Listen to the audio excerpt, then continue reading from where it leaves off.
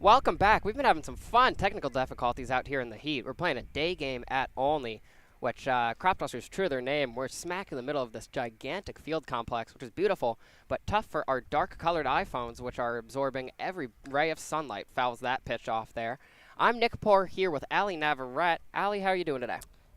Good. Now that things are up and running, just a little recap for you. We've got a new center fielder in for the big train, Luke Nowak from East Carolina, a team that we mentioned had just wrapped up NCAA tournament play. So now those players should be coming to the big train and debut tonight. And Nowak getting things started with a single. Very exciting stuff. It's a full count now to TJ Rogers, who's playing second baseman, batting second. On the mound for the Crop Dusters, fouls that back to the catcher. That'll keep the at-bat going, though. On the mound is Pusick from UNBC, Joe Pusick for the Dusters. The Dusters are not actually wearing overalls. These are yellow plaid Anthony Fantano shirts. Yeah. With crop dust, like with plaid on them. Like the overalls are part of the shirt.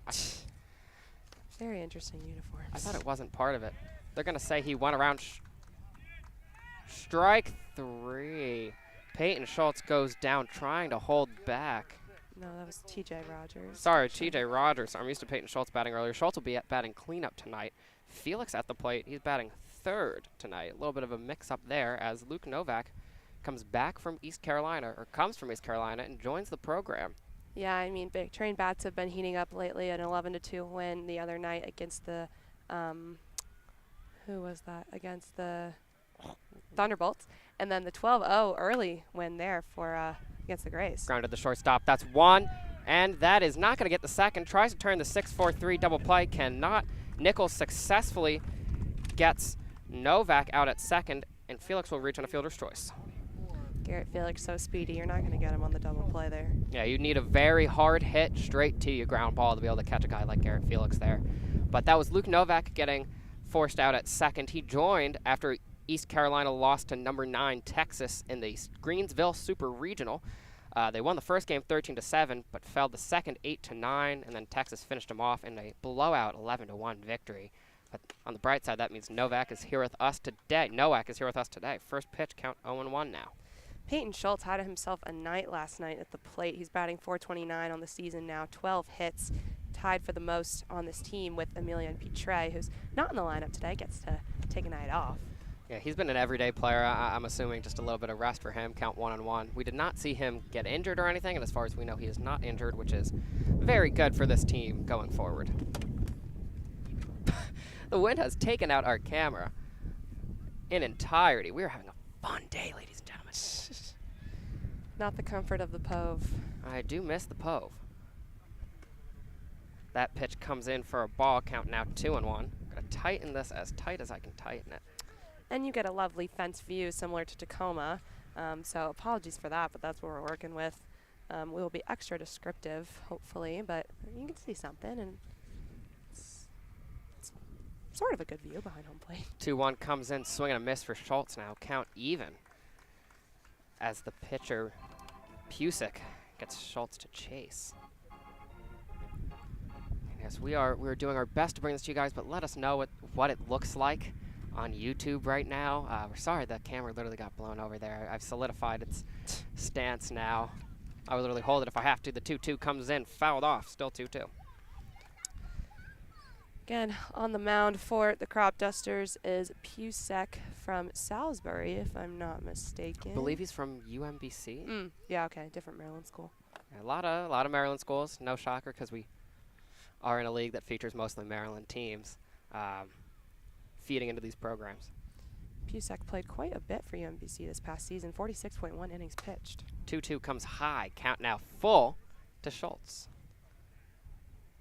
A new lineup I'll describe to you when they hit the field, but batting order is Nowak, Rogers, Felix, Schultz, Lane, Cobb, Schiavone, Hegwood, Wargo. Tell you how they line up in the field in the bottom of the first, but here comes the 3-2, swing and a miss. Gets him with the high heat. That's his second K of the inning for Pusick, as he has a pretty dang good start to the game. The Dusters hold big train to no runs here in the top of the first. We'll be right back after this break.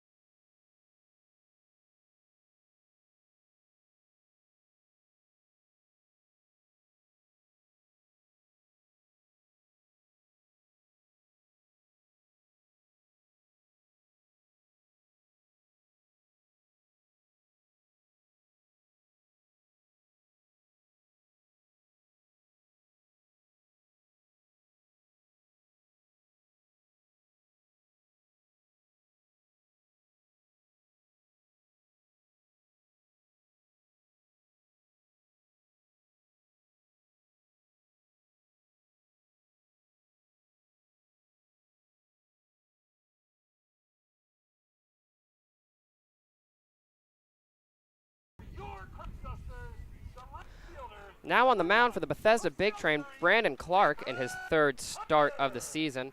Clark so far has had a solid start. We've only got the 1 start in point streak, though. 2 innings pitched, 2 strikeouts. No hits off Clark officially yet. Clark, the Bama boy. One of them. One of the many on this team. TM. First pitch of the at-bat. Just misses there. Count 1-0 now to Hyder. Speaking of the Bama boys, just want to go back to last night when we saw Cade Woods on the mound. That was absolutely incredible. It was really emotional, honestly, for Big Train fans, Big Train players, and his family was there. And it was just really special to see him kind of coming back. There's clips of it on Twitter and then a video of me talking to him after the game on Twitter if you want to go look at some of what he got done and then how he felt about it. It was just all around a great night for him. Please go look that up. Allie has a great interview with him on our YouTube. Oh, no, on our Twitter. Sorry. Count 3-0 now.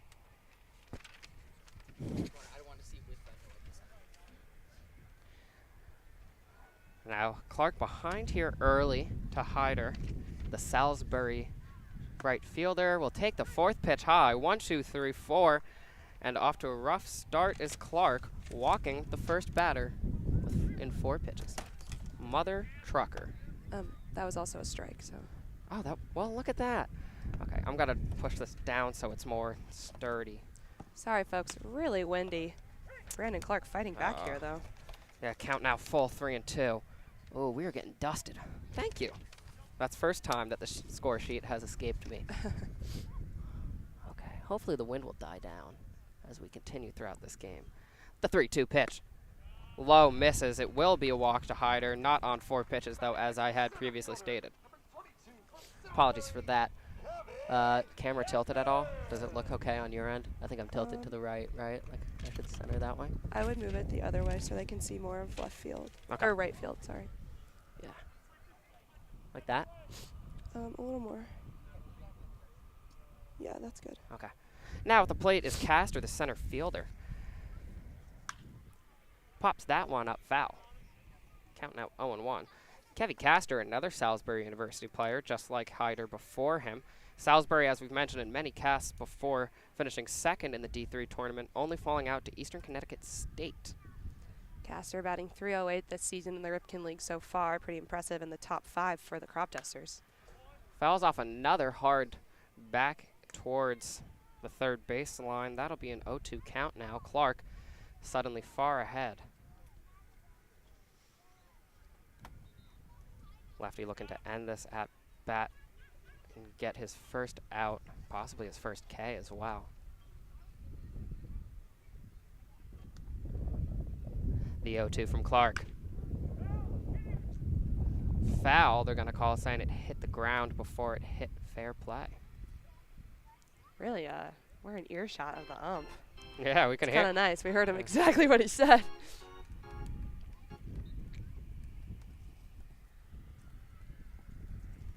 Shout out to David Korn, my co-broadcaster from George Washington University, my buddy, my ride or die, who I believe is watching this right now. Can't believe I called him my ride or die. Ball high and inside.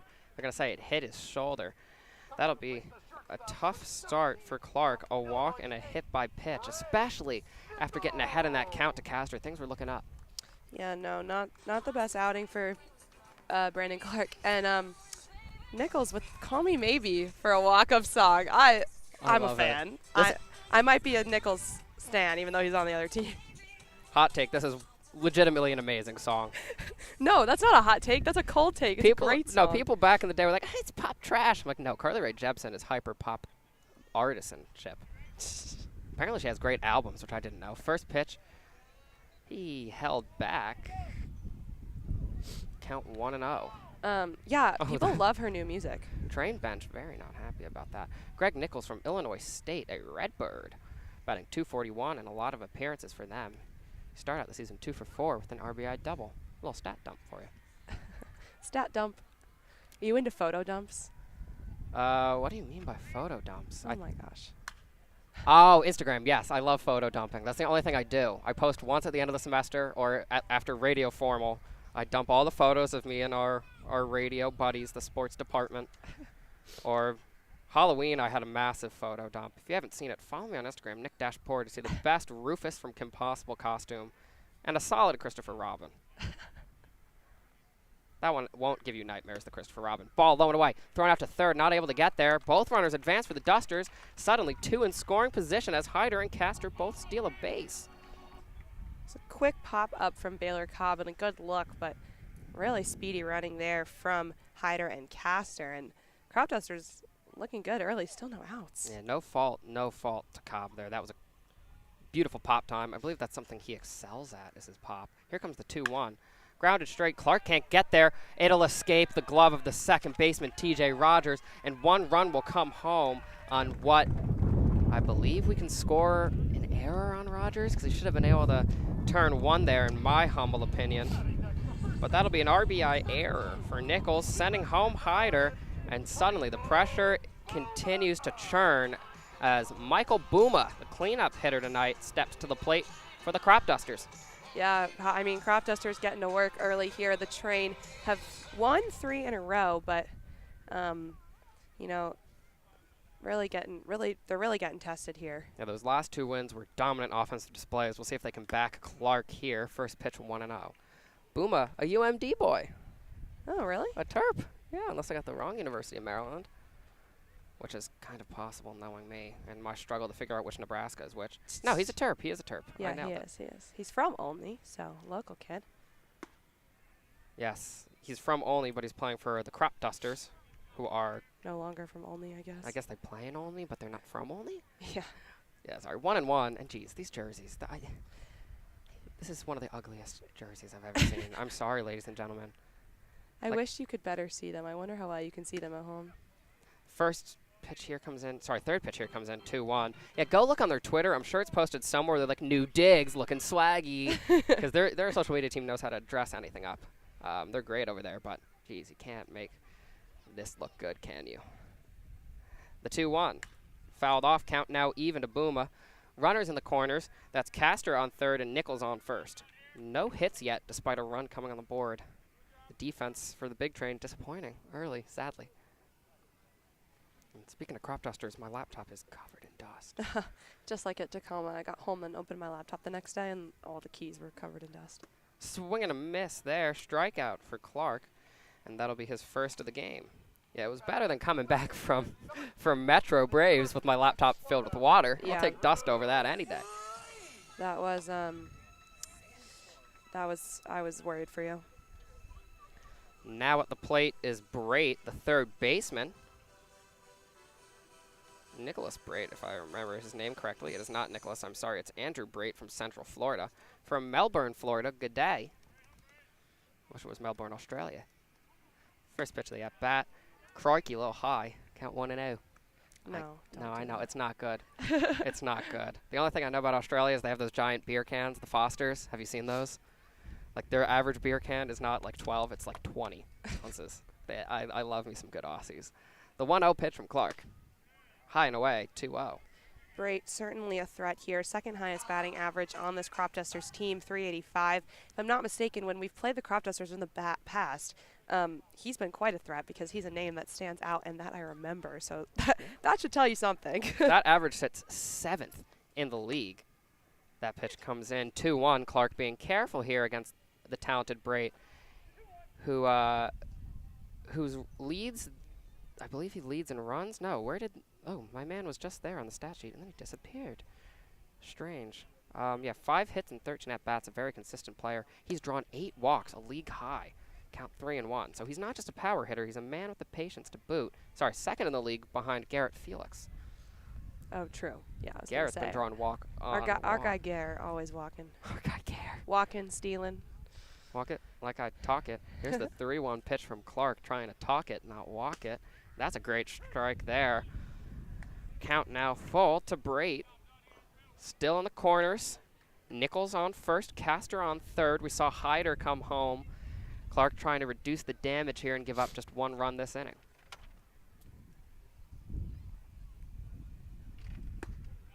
Ball high. That's the second walk and third walk and hit by pitch combined from Clark to get this started. And your bases are loaded. Oh my gosh, this song Yes, is we were talking about this the other day. Fancy like. quite fitting for the Craft Dusters. Real have a real country theme here. We're still in Maryland, but about 30 minutes away from Bethesda, and it feels like we're in the South already. And very not fitting, though, first pitch strike, considering they do not look fancy right now. Walker Hayes would disagree. Have we described these uniforms? They're I tried. yellow and black, like checker, and then they have fake denim overalls over them. Yeah, so it's the Anthony Fantano, for those of you who like music, 8 out of 10 or higher review shirt. But denim, it's all fake. It's clearly just like basic athletic material. When we walked in, Nick thought that they were actually wearing denim overalls, which would be absolutely ridiculous. They're not. It's like printed on the uniforms. It's just an interesting choice, but kind of fun. Yeah. I mean, kind of fun. Look, it's a gimmick jersey, in my opinion. Count now 1, 2. It's one of the ones that like you wear once, like the SpongeBob night that the Chihuahuas had. Did you see Robinson Cano rocking a SpongeBob jersey as he made his first appearance in AAA? It's a good picture. Other teams will do nights like that. Ball high, 2-2. The Bulls have these amazing and beautiful. Actually, I shouldn't even compare that to this. The Martin Luther King jerseys. They're like the one when you wear them once jerseys. Like when the Knicks used to wear bright green on St. Patty's Day. You do it once, you can never do it again. But these are their home jerseys. So funny because we haven't seen these. They wear quite tame. I think they wear black when they come to us. Yeah, as most teams on the road do. But it's just a very interesting choice. 2-2 fouled off heartily there. Calabrese struggling so far in the season, 25 at-bats, just 4 hits. That gives him a 160 average.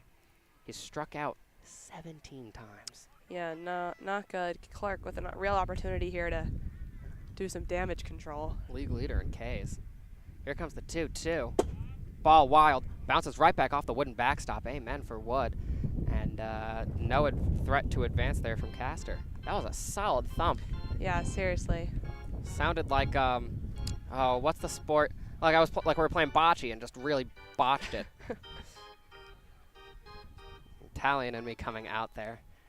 Here comes the full count pitch. Clark. A double play ball would be beautiful, but any kind of out here except a pop fly would keep this inning edging towards the big train, ending it. Ball high. Third walk of the inning sends home Castor. And now the bases remain loaded as the Crop Dusters advance to a 2-0 lead. And still just 1 out. It's time for a mound visit for Brandon Clark. This is, honestly, I mean, he's been so efficient this season so far, but I don't know what's going on. It's just not his day. This is what happens when you're rehabbing from injury. A lot of players, their first game back, like, looks like they're not injured at all. And then it catches up to him a week or 2 in, and we're about 10 days into the season now. Third appearance for Clark. His arm's starting to get back into that rhythm of pitching every 5 days, and that's a lot for a guy who's coming off of Tommy John and a torn ulnar radii. Yeah, seriously. He's really been working at it. And he went 2 innings in his last appearance, I believe. I'm not sure if they'll push that today, but hopefully he can get out of this one soon. Now at the plate is the catcher Hauser from Millersville, another local team from D3. We see feeding a lot of guys into this league. D2, actually, I apologize. Fouled off there, count 0-1. A tough start. It goes walk, hit by pitch, error, strikeout, walk, walk.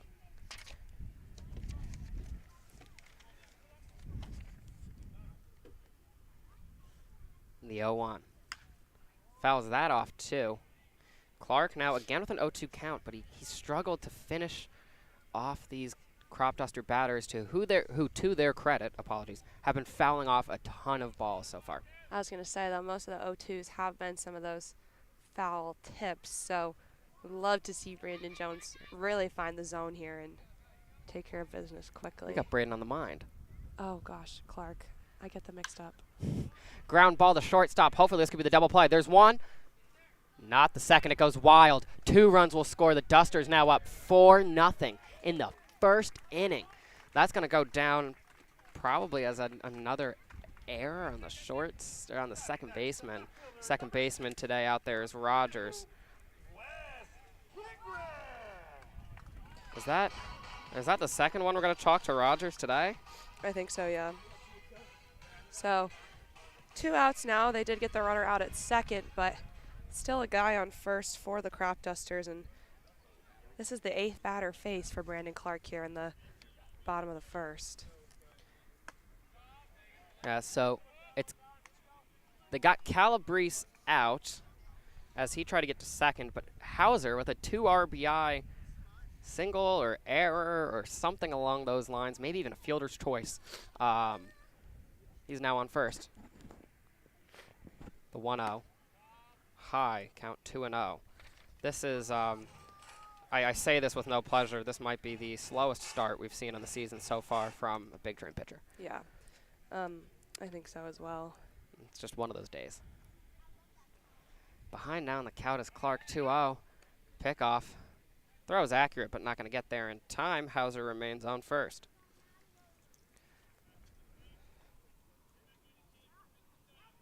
You can hear one of the coaches, "Get back in it, kid. Gotta get you head in the game."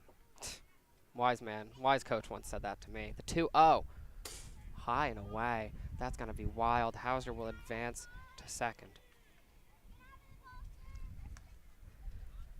Brandon Clark really struggling here. I think it's going to be a 1-inning kind of day for him, unfortunately. I think that might be best just for his mental fortitude, for Yeah. his arm. You don't want to push a guy after an inning like this. No, you don't. And again, this is a tough outing, but also rehabbing that injury, so you don't want to push him mentally again, like you said, but also physically. It just might not be worth it. And that'll be a 4-pitch walk, the 4th walk of the inning. Ginnerich takes his base. Back now, we're down all the way. We're at the 9th batter. Brandon Clark now faced every batter in this lineup for the Crop Dusters. Yeah, he's faced 8 so far and walked half of them. Wright, a guy we've seen bat earlier in the order for this team. In fact, he's batting .500 on the season. I guess because it's a lefty starter, they thought they'd push him back in the order, but pushing a guy like Wright back to 9th is a little boggling to me. He's got 9 hits, 4 RBIs. Only 2 strikeouts, too. He's a patient hitter. Pitch out. Unable to get there, but good check from Cobb as he rises quick with a gun of a throw, too. That'll be a strike. Actually, it was not a pitch out. Apologies. Count 0-1. Baylor Cobb really playing well behind the plate, moving quickly. Yeah, I mean, this entire Big Train team defensively has been struggling in the field. We got possibly two errors from Rogers, 4 walks from Clark, but you're right. Cobb has been doing everything he can to keep these runners from advancing. 0-1 high and away, scaring off the batter. Oh my God, he's walking over to second. What's going on here? Ginnerich taking his sweet time advancing to second, paying the price for it. Almost. He gets in time. Now 2 runners in scoring position with a 1-1 count to Tyler Wright. That was an interesting little run there from Gingerich. He was kind of running, kind of slowed down, and Baylor Cobb almost got him, but he gets there just in time. But taking advantage of the lack of control from Brandon Clark right now. The Crop Dusters now with 2 runners in scoring position again.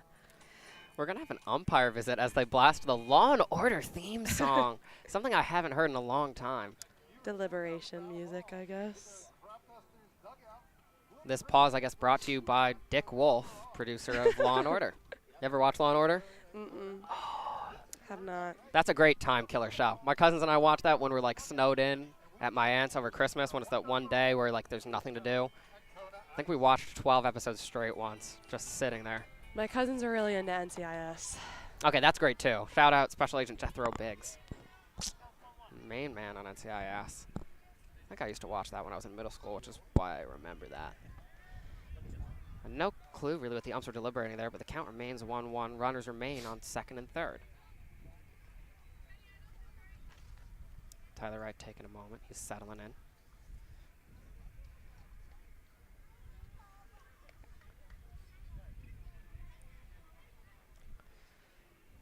Clark. The 1-1 coming in now.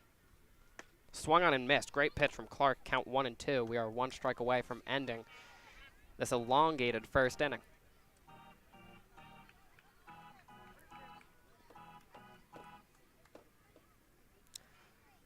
They're playing amp up music for the batter here, but hopefully Clark can take it and use it for himself. We're sitting here hoping and praying. The 1-2. Ball away, count even. That pitch just sliding a little too much away to the left.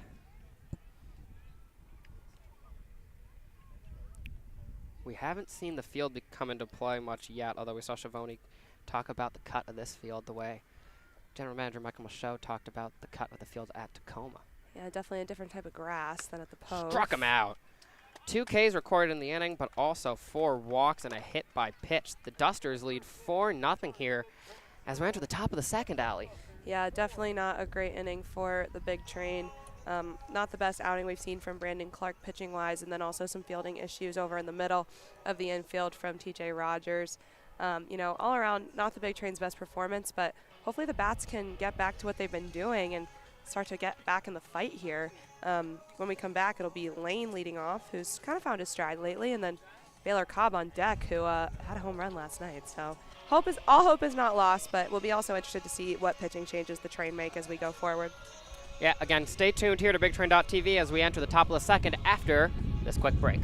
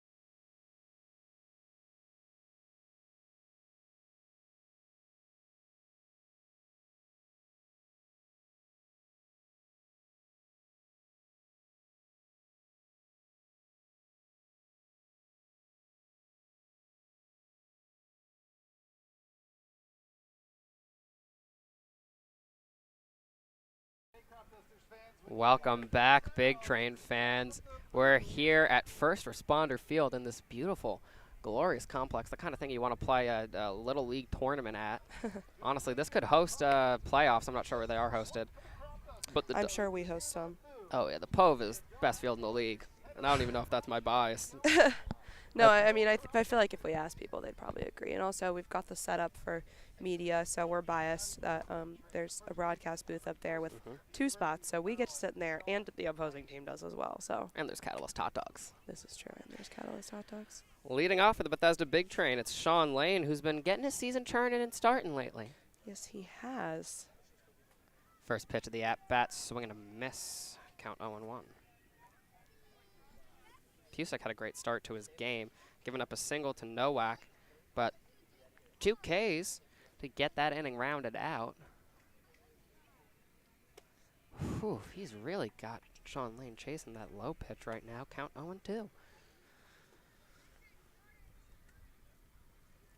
Pusick so far, 1.1 innings pitched, just 1 hit given up. Lane hits the mound, but ricochets straight to the shortstop, Nichols, and he will make the play. Yeah, Pusick, this is his first start of the season. Definitely impressed in that inning he pitched. He did give up 2 walks, but it's off to a great start here. I'm wondering if we're going to see any changes with the Big Train in terms of relievers becoming starters. You know, that is a very, very interesting question, because especially considering 2 of our most recent starters, Cade Woods and Brandon Clark, are guys rehabbing, so they might not be starters come crunch time, if that makes sense. Yeah. Not to disrespect them, but they're literally just coming off immense injuries. Yeah. Count 1-0 here. Bayco takes that pitch, dropped in. Dropped in for a strike, count 1-1. Baylor Cobb with the 2nd home run of the Big Train season last night. It was a monster hit to get things started for Bethesda. 1-1, he'll take that in the dirt. Count 2-1 here as Pusick trying to convince him to follow those pitches, but Cobb just like a indignant fish, not biting. Grounds that one towards first base. First baseman gets there, not in time. It'll get out of his hand. That'll be an error credited to Booma. Cobb will reach first. Looked like he had it, but then it kind of just stumbled out of his hands there. He kind of ran over with it and just bobbled and bobbled through the dirt. So easy little time for Cobb to get to first. Yep. Schiavone up now, the other man who hit a homer for the big train. First pitch to Schiavone. Takes it down below the knees. Count 1-0. Wind is calming down, I think. I'm already regretting asking for the wind to calm down, though, as it's getting hot. Yeah, it's really hot. Sorry. No, I was just going to say, again, 5 p.m. start, folks. 2 hours earlier than we'd start a game at Shirley Povich. Thank you for staying tuned with us. We try to get that news out to you as soon as we could. Count now 2-0. First time we've seen a game start at 5. We've had a 2 p.m., which was quite hot, and then everything else has been in that 7 p.m. slot. We will eventually have 1 p.m.s with the Grays. Schiavone gets good contact off that out to left field. Wow, that grass really did just deaden that ball. Yeah, that's what we were talking about, perhaps. With Schiavone. Yeah, Jason actually was talking to us. He was like, grass here is kind of weird, and he brought up the grass at Montgomery Blair as well when we played the Thunderbolts. The balls kind of stop, and it makes the life of the outfield a bit more difficult. Infield as well, because we saw 2 infield singles back to back in that game at the T-Bolts. Forgot about that. At the plate now is Colton Hegwood. Hegwood batting .238 on the season. 10 Ks, though.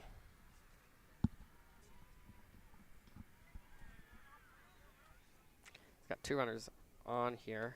Shows bunt, but call strike there, count 0-1.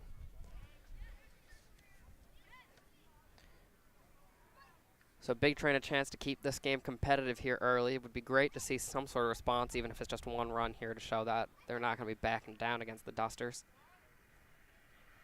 You know, baseball's a mental game a lot of the time. You got to have some sort of fortitude and inspiration. Chops that off foul, 0-2. I'm loving the music at this field. We got to step it up. It's getting me hyped. Although last night, Robert really stepped it up. It was great last night. He did. Look, they're getting There was some fun stuff.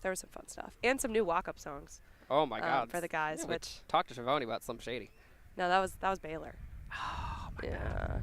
Got my catchers mixed.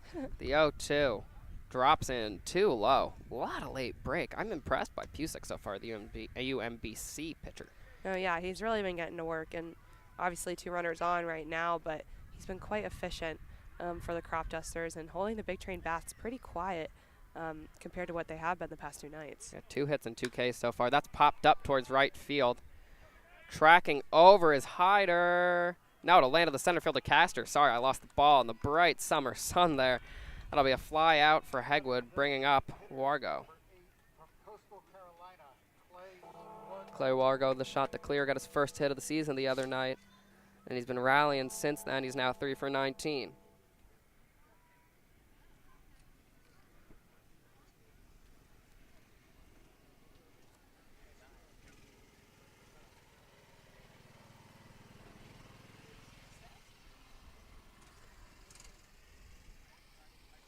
First pitch. Called a strike. Got 2 outs here with 2 runners on. Train could really use some sort of run here.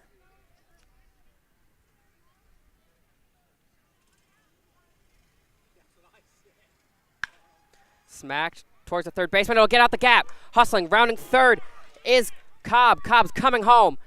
He will beat the throw. Cobb is safe at the plate. Runners now on first and second as the Train get their first run of the game off an RBI single from Clay Wargo. The hustle from Baylor Cobb, oh my gosh, talk about a guy who can do it all. He has that great pop-up behind the plate, and then the speed on all 3 of these catchers, honestly. We've seen it from Wargo, we've seen it from Schiavone, and now Baylor Cobb coming home. And like you said, Nick, that's huge for the Big Train. Obviously still down 4-1, but to put up a run and get back in the fight this early is exactly what you want to see here tonight. It tells you the Big Train aren't going to back down. This is not going to hopefully be a blowout. They're going to hang here. First pitch of the at-bat taken for a ball there close towards the knees, but not high enough. So the leadoff hitter tonight, the newbie, Nowak. Yeah, Nowak was the leadoff hitter in that first inning, had a single. Apologies, that's when our devices were so hot we couldn't bring you a feed, but here he is now. We were just so fire on the mic, it couldn't handle it. That one dribbles foul. Count now 1-1. Nowak, again, one of those Pirates from East Carolina. We'll be interested to see when his other East Carolina teammates come out. We've also got on our roster, Jordan Little, who's been here. So he has been here, did not go to NCAA tournament play. And then Eric Ritchie has also been here. But Merritt Beaker, not sure if we've seen him yet. We have not seen Merritt Beaker. Not seen him yet. He might have been down there as well because we haven't seen him. So slowly but surely, the Pirates are making their way into this Big Train roster. The 1-1 takes that pitch. Jeez, just misses. Pusak here getting some balls right around the edge of that strike zone, but not getting the calls.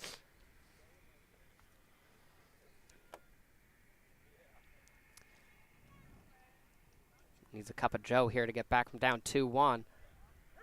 That's a called strike. Finally gets his call. Count 2-2. Pitcher's going to pitch. You got to keep just hitting that corner and hoping you get that call. Nowak already in an important moment here. Just a second at bat of the Big Train career. Grounds it towards the second baseman. He gets there, throws it over to first, and that'll end the inning. But the Big Train get on the board. They trail now 4-1 here on BigTrain.tv.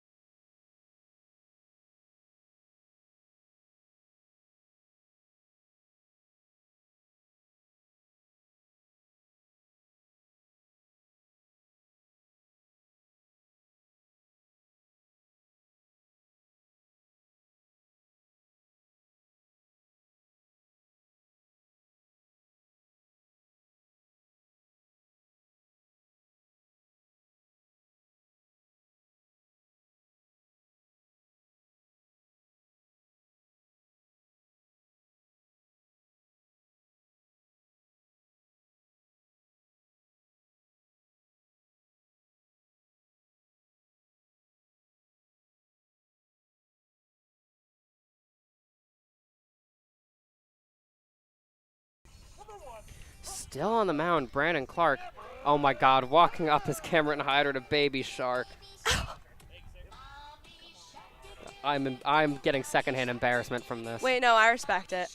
I completely respect it. Also, as a Nationals fan, half our bit during the World Series was this guy Geraldo Parra, who had a child who loved Baby Shark, and so that's what he would walk up to, and the stadium would go absolutely nuts. So I completely respect it. This guy may be a big Parra guy himself. First pitch called ball, so that's why I don't like it, because the Nats were using it, and I'm not a Nats fan. That, and it was just all over my senior year of high school. Yeah, Clark's still on the mound, despite registering more walks than outs. 4 walks last inning, but that's a ground ball straight to Schultz and will be recorded for the first out of the inning. Stuff working more towards Clark's way as we get this second inning started. Yeah, looking to see him rebound. Perhaps the mentality here from the Big Train coaching staff is just giving a guy who's rehabbing a chance to end on a higher note. I like this walk-up song too. Crop dusters are killing it. Maybe this is why they're doing so well tonight. The risk is that could be a double-edged sword, though, because if he's struggling, you leave him in more and he gives up more runs. He's going to get in his head, feel guilty. Oh, what a heater. Jesus. Count 0-1. Yeah, he's looking much better now. I mean, maybe that one pitch just has me with the rose-tinted glasses, but geez. That pitch not that bad either, just missing though. Count 1-1. I mean, they're definitely coming in with more power than they were in the first inning. Maybe he was holding back. I'm not sure. I mean, he had to have gotten a little bit of a talking to after that. He's working batter. quick here. 2-1 though. Stealing Sean Lane's walk-up song here. Taking Power by Kanye.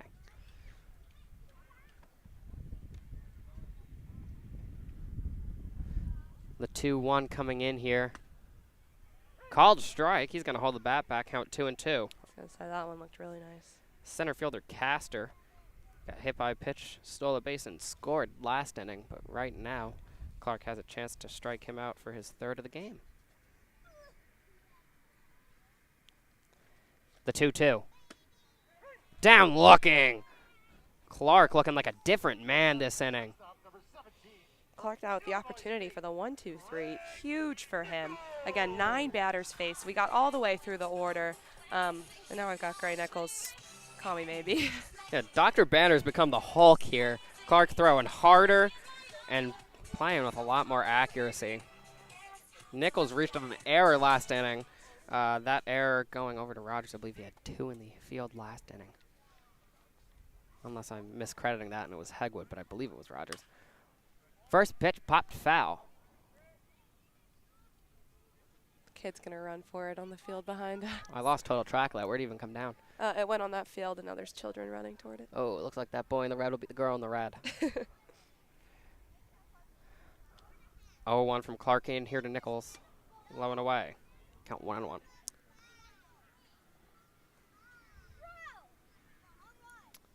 These jeans not ripped, their skin not showing. The 1-1. Of course, that's the lyrics to Call Me Maybe for those of you wonder why I'm talking about their skin. 2-1 now. Most players have walk-up songs, but Nichols just has Call Me Maybe. I know. I was just going to comment on the field setup here. There aren't any like bleachers or stands, so all the loyal Crop Dusters fans have brought kind of like soccer lawn chair type things and are sitting behind us. Hit out to left center field. That'll land for a single. Nichols possibly pushing for 2? No, he will hold for 1. Nichols with his first hit of the game. And that'll be just the, believe it or not, just the first or second. I'm going to mark it as the first registered off of Clark. Yeah, I was going to say, I was going to update my score sheet, and I was like, whoa. They're up 4-1, but just 1 hit from Clark. So lots of walks and then some infield issues for the train are what got us to this point. But Brandon Clark still 2 outs, chance to make something happen. Fouls that one off, 0-1. Yeah, so you're like you were saying, it's like a middle school soccer setup. Everyone's bringing out their lawn chairs. So the Dusters are new to the league, right? This is their first season. They're just building their infrastructure. Yeah. They told us they're putting a press box back here by next summer. I'm sure stands are coming with that too because fans eat first. Oh, called strike there. No swing from Booma, who did strike out in his last at-bat. Can Clark get him twice? Booma, one of 3 strikeouts for Brandon Clark today. Ball low and away. That's going to ricochet right towards us. He will advance to second. Nichols now in scoring position. A nice little sound effect. Cash register. We got to meet their sound effect guy and just shake his or her or their hand. Got to get more used to using they. I'm so bad at that. I'm so bad at using they. Anyways, the 1-2 here. Clark, a chance to still just face 4 batters this inning, regardless of the Nichols single. Could be a great inning. Ball high and away. Count 2-2. Clark again losing some of that command that he demonstrated with those first 2 at-bats, hoping he can rebound here and get out of this one. I don't think they'll push him more than 2 innings. I don't think we've seen that from him so far. Maybe that's his limit. Maybe after this performance, that's what they'll decide. But grounded down to third base. Schultz reads that bounce well. Throw over to Lane. It's in time. That'll end the inning. Clark bounces back from a tough first to give up just 1 hit through 4 batters, keeping the Dusters quiet as we enter the top of the third. The Big Train Trail 4-1 here on BigTrain.tv.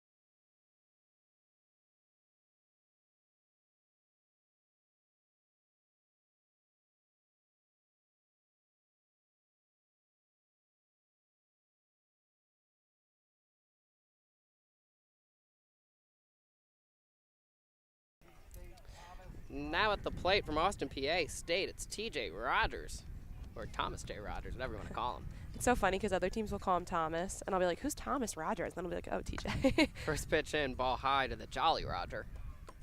It would be great if he played for East Carolina. That would be perfect. Yeah, that would be perfect. But again, alas, a nickname that I won't be using because it doesn't apply. The 1-0 now. Smacked that one deep out to center field, but it's high. Tracking back is the center fielder. Well read by Castor. And that'll be the first out of the inning. Rogers, a guy who kind of started the season cold, but at Silver Spring Tacoma, on fire at bat. And then tonight, he also, or last night also played well, but tonight a little cold start. And I think Emilian is the bat boy tonight for us. Yeah, TJ Rogers turned the Thunderbolts into the Blunder Dolts the other night. That was outstanding. Yeah, seriously. Emilian, yeah, they're definitely giving him a night off. I think he leads. He's second on the team in at-bats with 22. He's always in the middle of the infield, so he's active. Yeah. Give the boys some rest. First pitch of the at-bat in. Hit hard by Felix out towards right field. That'll land. A single for Garrett Felix, his first hit of the game. Second time on base, though, following a fielder's choice in the first. Garrett Felix has been hitting really well lately. I've been very impressed. Interesting, this decision to put him third has been working so far. We've seen him lead off every single night. Yeah, this is the first time. That's why I was so confused with his batting line. I was tizzied. It comes in and you're like, where's Garrett? And then you're like, oh. And then where's Emilian? Oh, my God. Not in order. Did Coach Sal change something? The first pitch of the at-bat taken by Schultz called strike. 0-1. Peyton Schultz had himself a night last night as well. Thanks, Allie, for catching that for me. That is the third time we've lost one of our sheets so far this game. I'll be excited to scratch my nose. Gotta keep hands on the paper, guys. Braden Jones agreed with us. It's a windy game out here today. 0-1 pitch as the dust picks up. 1-1.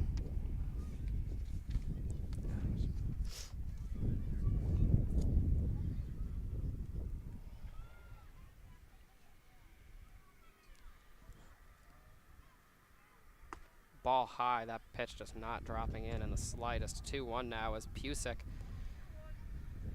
He's got one out in the inning here.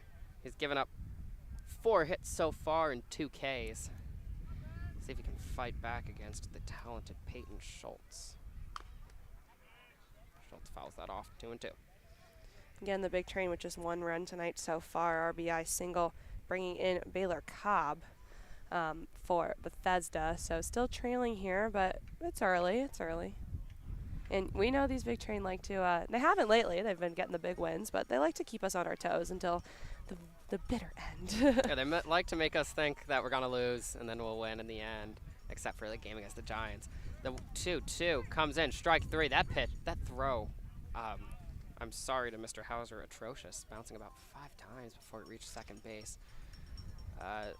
So Schultz is arguing with the ump, but he struck out. That'll be the 3rd strikeout of the game for Pusick, but a stolen base for Felix puts him in scoring position with 2 outs. First baseman number 30, University of Maryland, Sean Lane. This is your man's. Sean Lane, yeah. Your dirty Terp. The Terp. Grounded out in his last at-bat. He's been really struggling with lots of, he's got the power, but the distance is where he's been struggling. Lots of fly balls. He's going to lay off that first pitch wisely, count 1-0.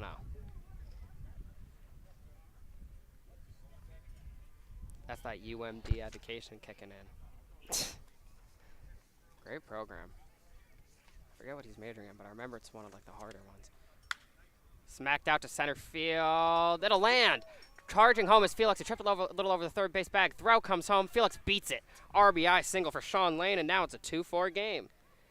Oh, you just can't get Garrett.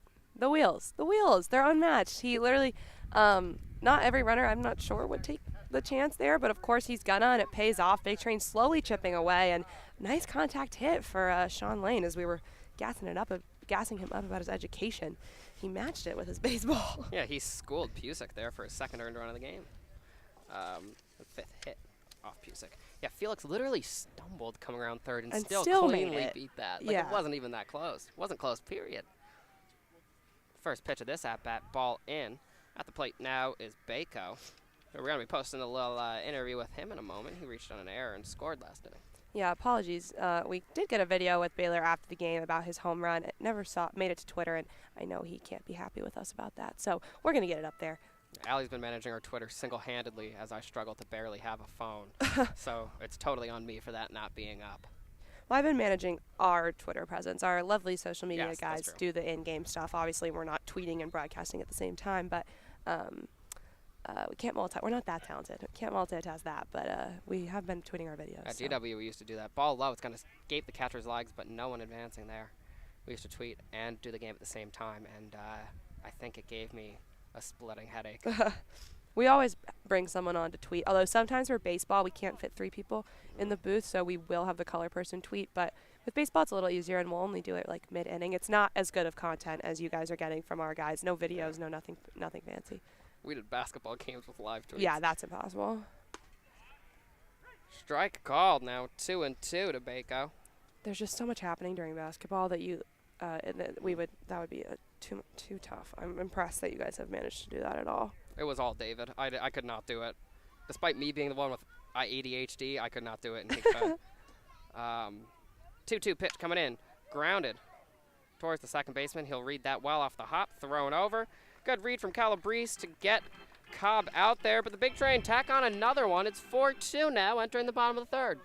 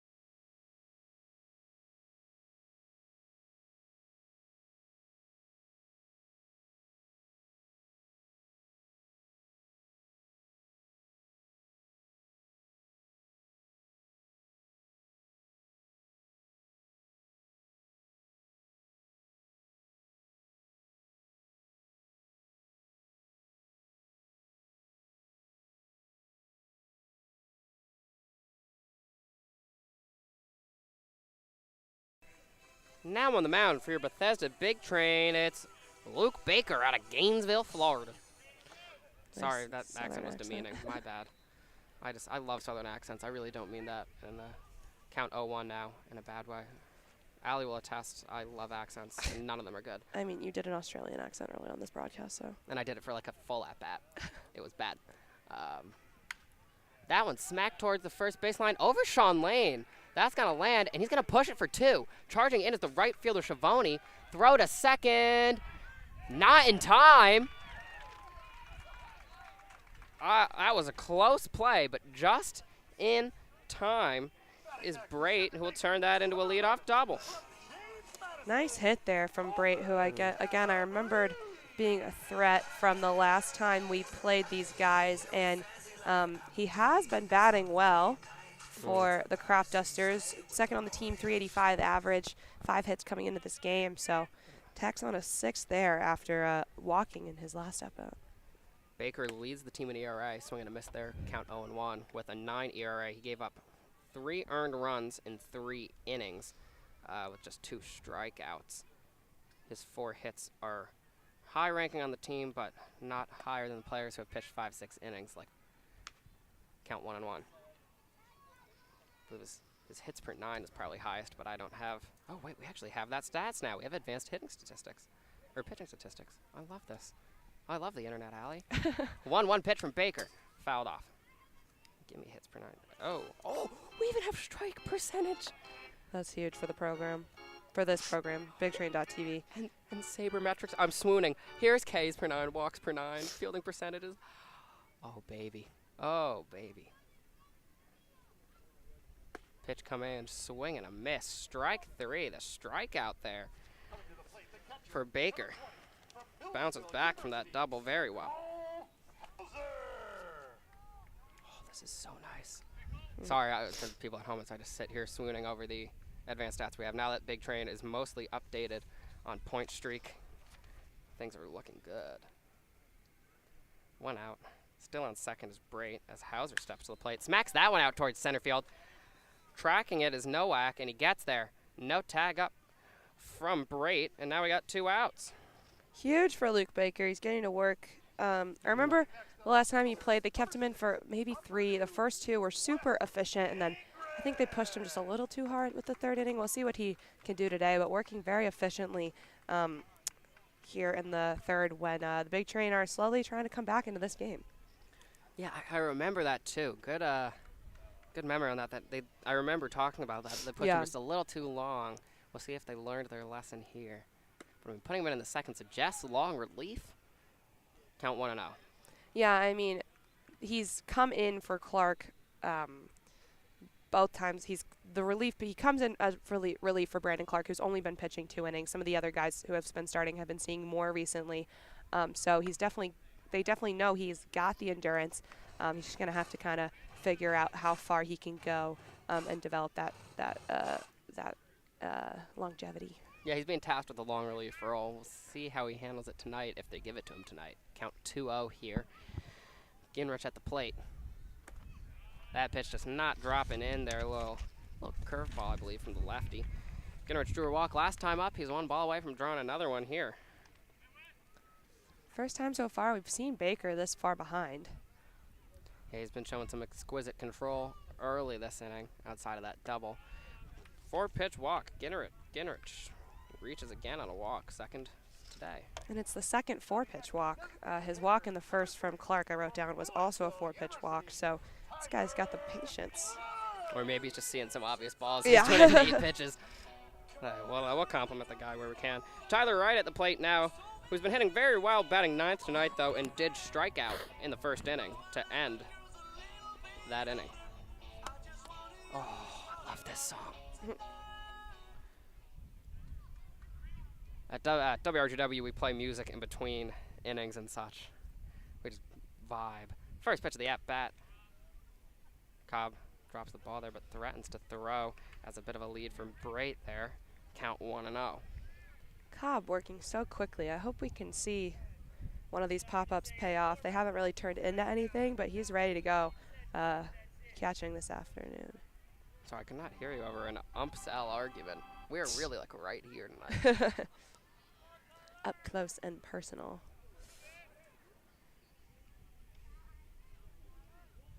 The 1-0 pitch from Baker. Hit hard out to left field. Caught. Straight to Garrett Felix. That'll end the inning. Luke Baker gives up a double, but no runs in his first inning of appearance. Some solid stuff from him here today. Yeah, no, I was very glad to see the efficiency, and he rebounded after the double from Brait. So got off to a tough start, but then, you know, a strikeout, 2 flyouts, not bad for Baker. I'm excited to see what he can do in the next inning. Yeah, we'll definitely see more from him when we get to the 4th. But right now, top of 4, Schiavone will lead off for your Big Train after this break.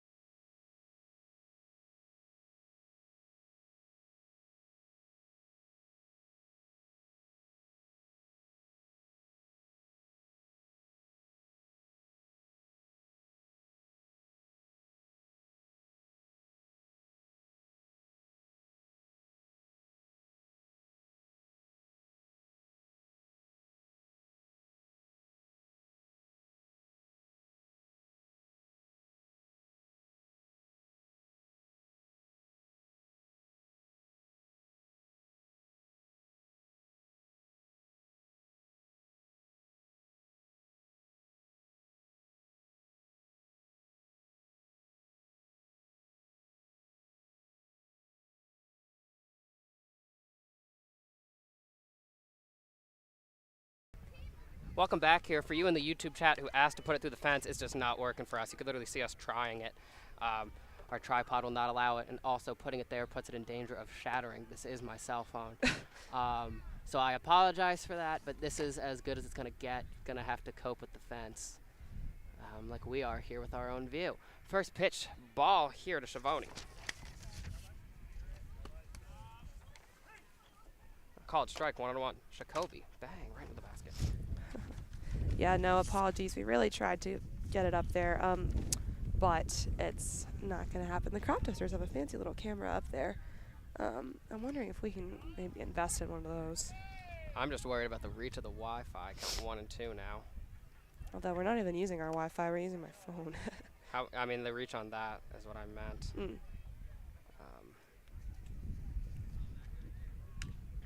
Fouls that off, now 1 and 2.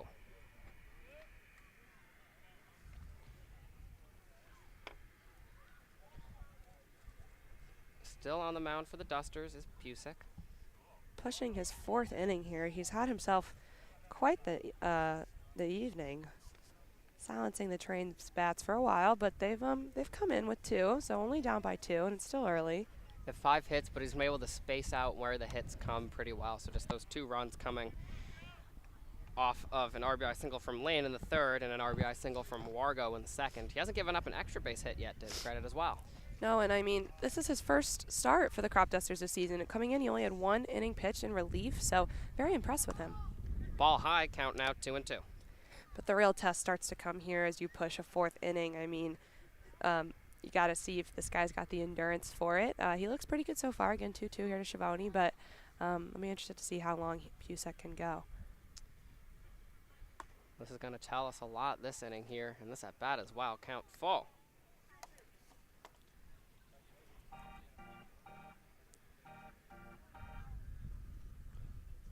Full count. Pusick dishes. Ball high. Schiavone will take his base, drawing the first walk of the game from Pusick. Yeah, first one. So made it quite a while without giving up a walk. Very impressive, but just couldn't fight back there against Schiavone. Count got full, and ultimately the walk. Hegwood now to the plate. He flew out deep last inning. We'll see if he can, or sorry, in the 2nd inning, apologies. We'll see if he can really reclaim that power here. Just put it in a gap. We know he has the power. I mean, we saw him hit a home run in exhibition. Again, that was against the Senators, and that was some not so great pitching from a team not even in this league. So definitely a different style of play, but nevertheless, he hit it out there. That pitch drops in. That's someone behind me just went, nice pitch, and literally took the words out of my mouth. Count 0-1. Just dropping in a little bit from the lefty. I guess you could call that a lefty changeup. No, that wouldn't break that way. Maybe a lefty curve. It would be a lefty slurve, I guess is the way I'm going to describe it. Tips that off. Count 0-2. I guess it's a slurve. He's got me confused. I'm literally looking at a diagram here, and I don't know how to define that pitch. Oh, no, I have to flip it. Yeah, it's just a 2-seamer. Grounded. Past Pusick, though, getting to the second baseman. He doesn't charge it. Is it going to be in time? It is. Hegwood out at first. Schiavone will advance to second. Coming next, the designated hitter, number 8 from Coastal Carolina, Clay Now Clay Wargo up with the RBI single that drove in the first run for the Big Train back in the 2nd inning, sending Baylor Cobb home. See what he can do here, get some contact hitting, and then Nowak will be up next. Yeah, he's got a runner on second again like he did last time. This time it's Schiavone, though. First pitch comes in, takes it, strike 1. That was just a heater. No confusion on that pitch. Big Train slowly chipping away. They've done well with their runners in scoring position, actually, today. It was just the first inning that was kind of cold. So 1 in the 2nd, 1 in the 3rd. An opportunity here to get this game just a bit closer. Good motion there from the catcher Hauser to keep that in front of him now. Count even, 1-1. These kids are bold, hanging on the fence right behind home plate. They are Foul braver. ball could come at any point. They're like a third of our age, and they're braver than we are. We're always moving our table back, despite the fence. Even when I was ready to break my phone, I was scared for my safety. 2-1 now. to the it's got to be something with Clay Wargo. Can he build something in the kiln here? Clay Wargo. Okay. I'm trying. 2-1 to Wargo. That one drops in nicely. Count even now. Pusick he's been good. He's been very consistent. He's been one of the most just solid pitchers we've seen all season. He's not, blowing me away with a 6K inning, but he's just doing what he needs to do as a pitcher. Just 2 runs given up through 3 1/3. And he strikes him out. 4th K of the game for Pusick, first since the 2nd inning. Sorry, no, he got one last inning. Don't listen to me. Wargo goes down looking. Yeah, I was just going to say, the only starters who have really come out super hot and impressed me this season are the Big Train starters, honestly. Like, I can't remember such a standout, but Pusick right now is really getting it done. I believe the Grays pitcher did well, but I don't... Not the one last night. I'm sorry, I'm thinking at DC. Hit hard up the middle, it'll escape. Rounding third is Schiavone. Schiavone will score uncontested. The Big Train have now made it just a 1-run lead for the Dusters. They trail 3-4 off an RBI single from Luke Nowak. Nuke Loak. This is exactly what we said the Big Train needed to do, right? Slowly chip away at this lead.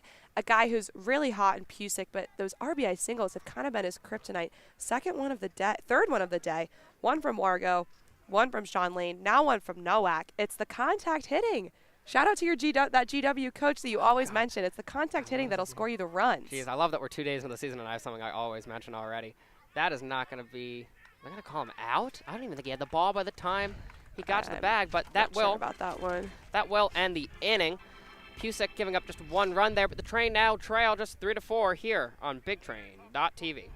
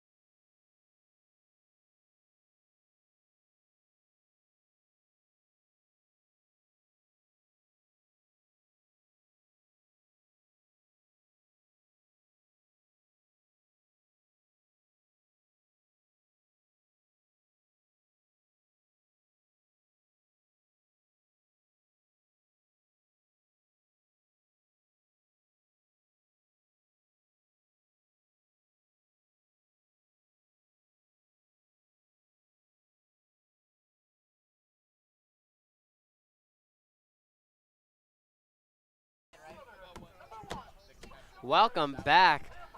Up now is Cameron Hyder for the Crop Dusters. He will face Luke Baker, who's coming in after a 5-batter inning. Baker so far 1 extra base hit and a walk and a strikeout to his name. We'll see what he can do here in 2nd inning of action for the lefty. Throws a curve to start. It misses low and away. Count 1-0. Excited to see Luke Baker take care of business here.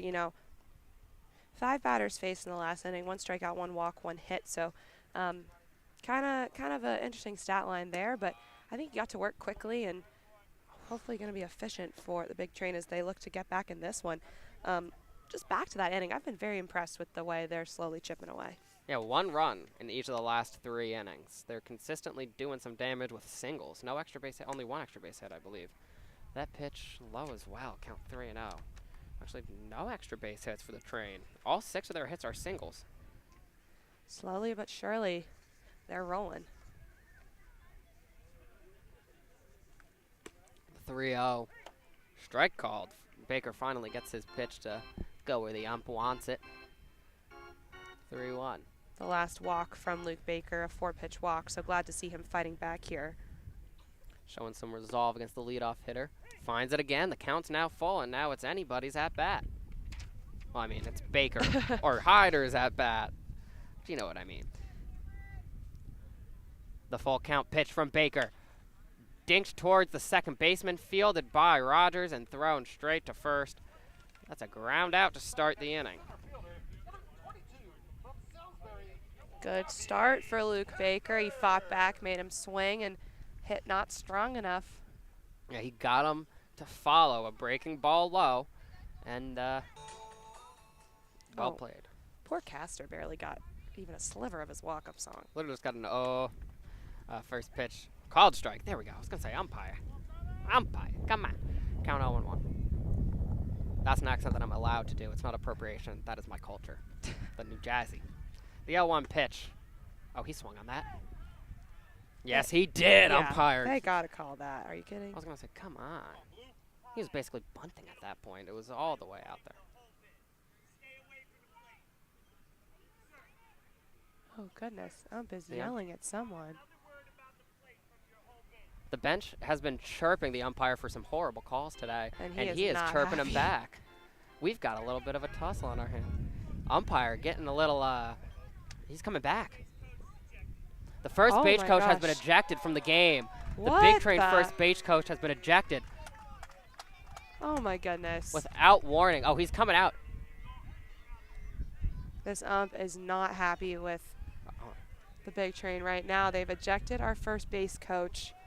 Full First- fight with the umpire here. I'm not sure what's Third base going umpire on. is coming in between the two of them. We're about to get a physical altercation with a coach. Oh, my goodness. Oh, yeah, he's cursing up a storm. He's They're ready to not fight happy. the umpire. He has been ejected from the game. First ejection of the season from anybody. Third base ump breaking up a potential fight there.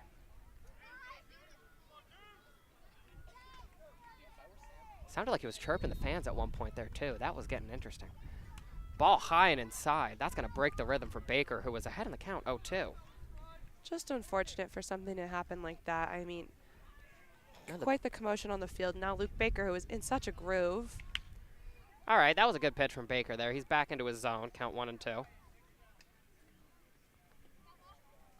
We've got it. The crowd has been silenced. This is a tense setting here. The Dusters trying to protect their home field. The 1-2. Baker just misses. Well fielded by Cobb, though. 2-2 count. I picked up some secondhand embarrassment from that, from everybody involved. Yeah, no, that was tough all around. First time we've seen such an altercation on Almost the got field. He went around on that. That's strike 3. That's the second K of the game for Luke Baker. But no one cheering, no one booing. No one wants to do anything right now after that, because it looked like the first Big Train first base coach was ready to throw hands if it were not for the third base umpire. He was approaching the home plate umpire. A little confused what happened, but we'll move past it. Big Train looking to fight back here, and Luke Baker in the right No, momentum. they apparently were complaining about the plate. I guess the umpire's strike zone, I would assume. The 0-0 pitch, first pitch strike. I guess they were, but there was an 0-2 count, so I don't know why they were complaining then. I'm a little confused. They were told to stay away from the plate. I am astounded by that. Popped up. Charging in is Schultz, and he will get it. A weird inning, but great work from Luke Baker. 1-2-3, a ground out, a K, and a fly out. To end the top of the fourth, Big Train, or end of the bottom of the fourth, sorry, Big Train trailed by 1 run as we enter the top of the fifth.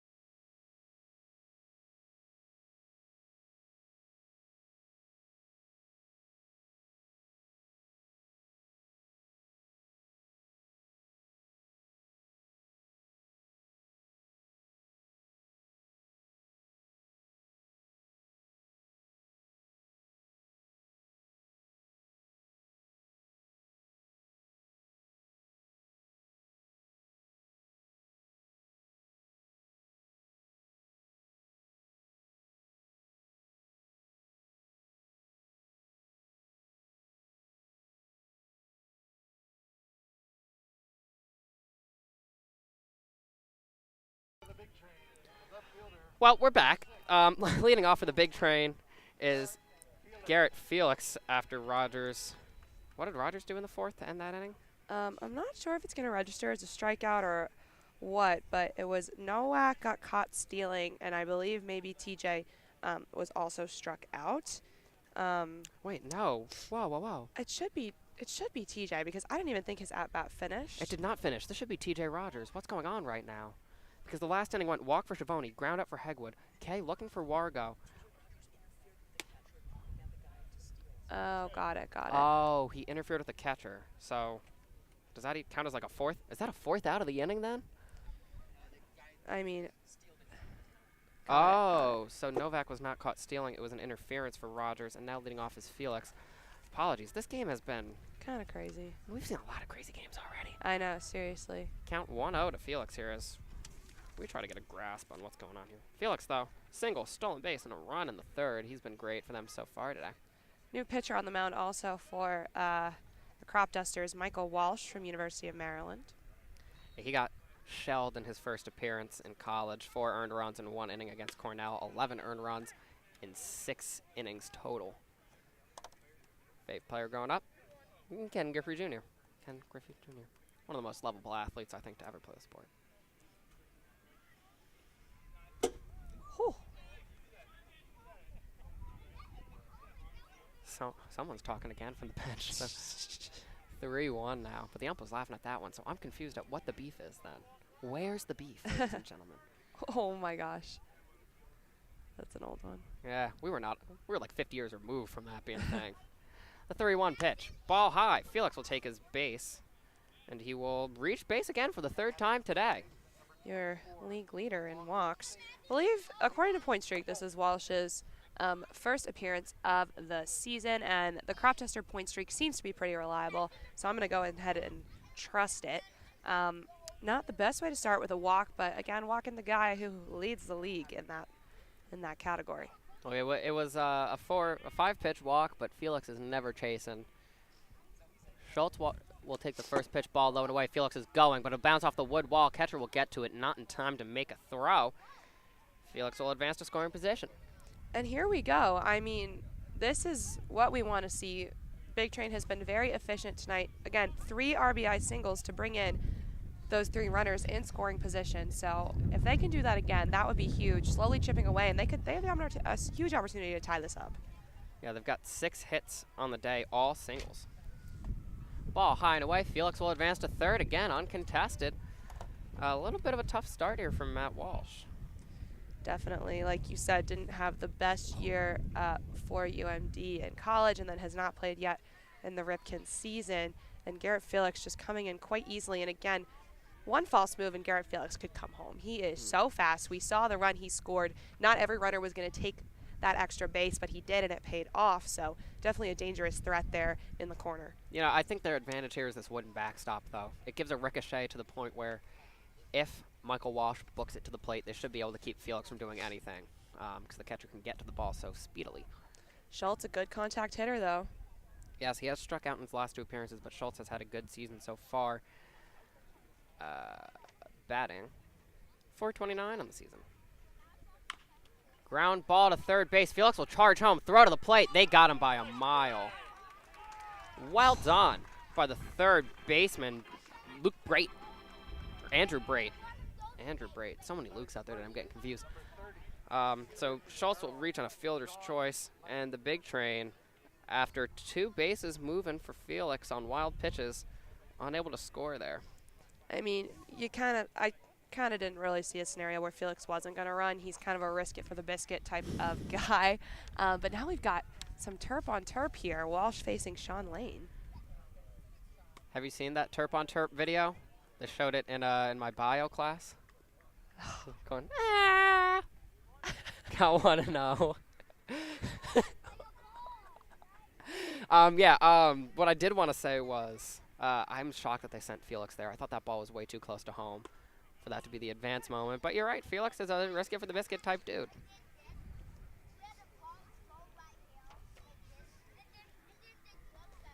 I'm not sure if I like that decision. I think it would have been better to keep him there No outs. Yeah, no outs. I don't know if I agree with that.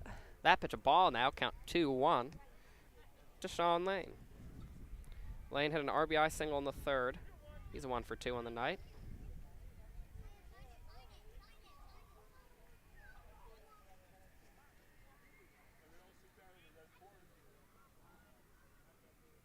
Little pickoff throw attempt there, but back safe is Schultz. Oh goodness. I'm getting nervous. At the sight of Duster at this inning. Not this inning. I think if the big train can just get one more here and tie it up, that'd just be huge. I don't think you want to go another inning scoreless. Running is Schultz uncontested by the catcher. That'll go down as a stolen base for Schultz, his second in 3 attempts on the season. Huge move there from Peyton Schultz. Now you're in scoring position. Just makes it that much more of a chance here for Sean Lane to make something happen.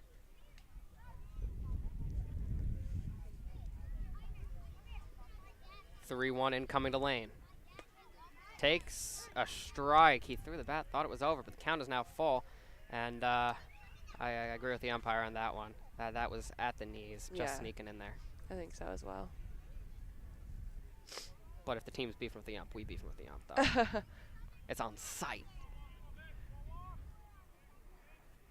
3-2 count here to Sean Lane. Good work from Walsh to fight back into this count.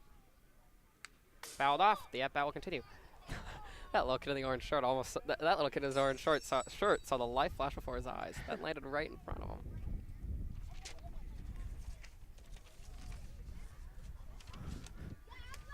Children are fun, though. He's still standing right there on the fence. He's like, I'm unfazed. Send me another.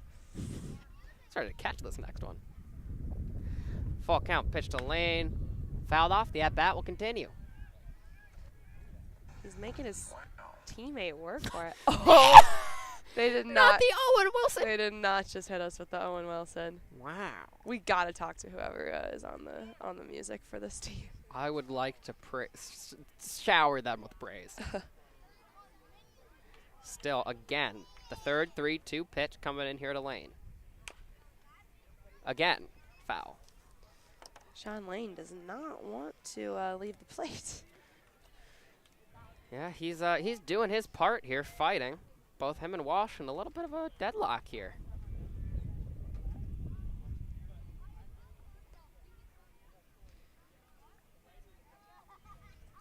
Neither of them want to be ridiculed in the University of Maryland baseball team group chat, I guess. Oh my God, that's right. They're totally in group chats together. Ball 4, and Walsh will be the loser in that matchup. He's going to have to take some L's in the snap group. 2 runners on. Now up to the plate. Shake and Bako. Scored after reaching on an error in the second and grounded out in the third. We know he can hit. He had the homer last night. Can he channel some of the Shirley Povich magic here at First Responders Field? Should have brought the train whistle to inspire the boys, but don't know how the away teams would like that. First pitch of the at-bat comes in ball high.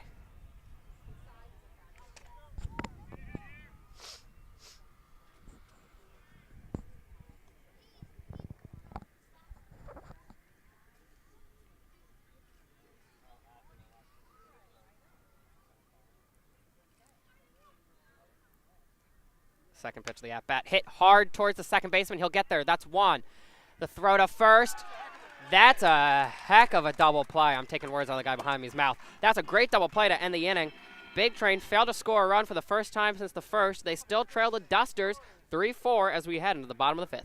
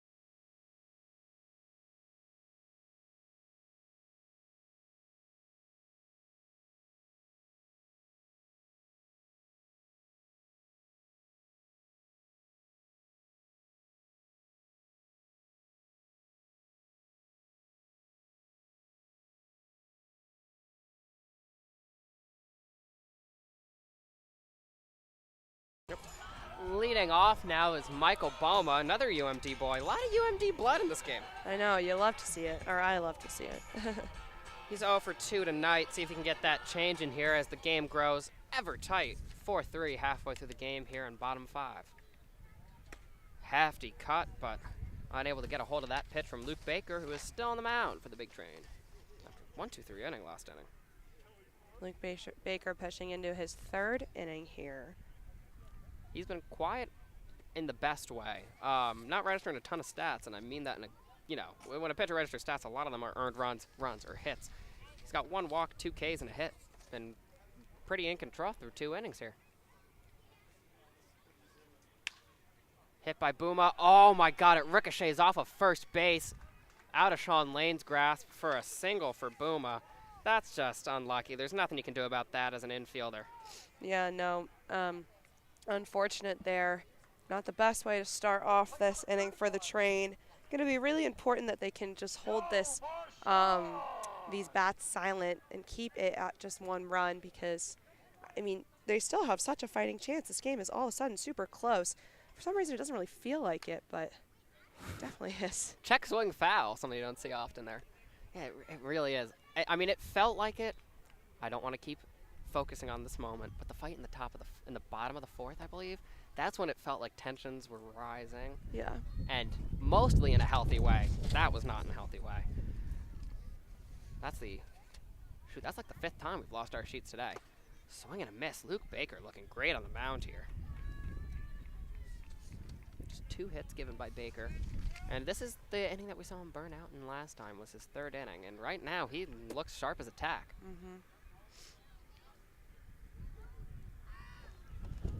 Great. Swing and a miss. Luke Baker on 3 pitches records his 3rd K of the day. Huge there. I mean, time to rebound for Luke Baker. If he can be efficient in this inning, I would be very, very impressed. This is the real test to see if he can do that long relief, and achieving that in his 3rd inning pitched would just be, I think, a big step for him going into the rest of the season. Yeah, you're right. I think he's really proven himself. He's already proven himself as a good pitcher. Now he's proven himself as a guy who can go more than 2 innings, which you love to see. A little pick-off attempt there. Nice and slow, just to remind Buma, I'm watching you. Buma looking to move like a puma, though, trying to get to 2nd. Oh, my water is so hot. First pitch of the at-bat fouled off. Count 0-1. So it seems the Dusters got a guy working a speedometer here tonight, too, just like Tacoma. I think we have one, too, but he's down by home But he plate. must be down, yeah, when we're up. I would love to just somehow have a wireless thing where we can see his I speedometer. know. I know most of them have that, so. Or at least most of the modern ones have like a linkage ability. The 0-1 pitch. Swung on and missed. What a heater from Luke Baker, who's coming at Calabrese here. Although I'm not sure if this is Coleman Calabrese. Oh, shoot. It's no longer number 11. It's now number 7. I don't see a number 7 rostered. So maybe one of the newer guys for the Crop Dusters. Could be Kevin Keister out of UMD, who would have joined the team recently. Could also be. Oh, wait, that's our team. No, it's not. No, it's not. We're good. We're good. Could also be.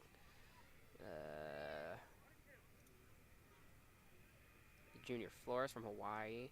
Jacob Orr from Maryland. Or Jaden Winter from ECU is what I'm putting my money on. Swing and a miss. Another K. Back-to-back Ks for Luke Baker. Huge for the program. God, Luke Baker.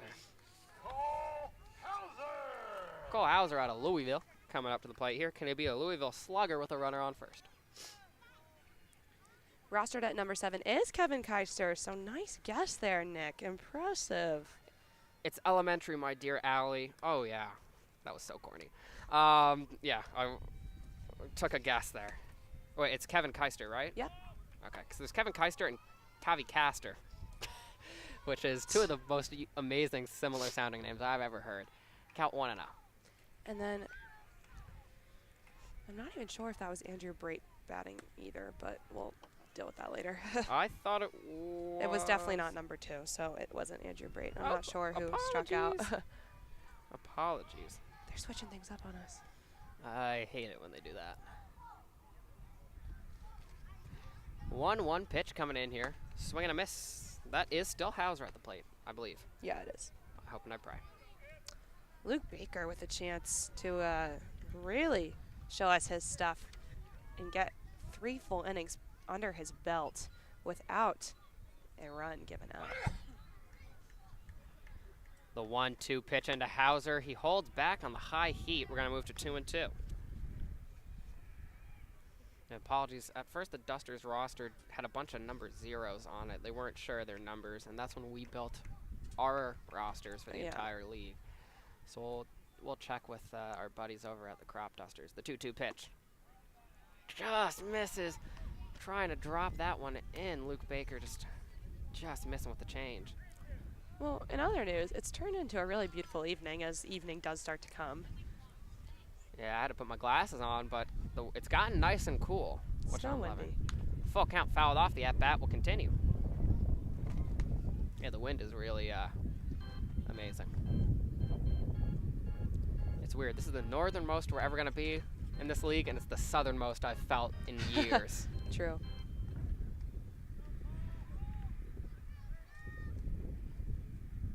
Luke Baker looking to record his 3rd straight strikeout. The 3-2. Hit to the shortstop, charging in is Hegwood. The throw in time. So Baker, he's given up just 2 hits with 4 Ks through a silent 3 innings, keeping the big train close behind just 3-4.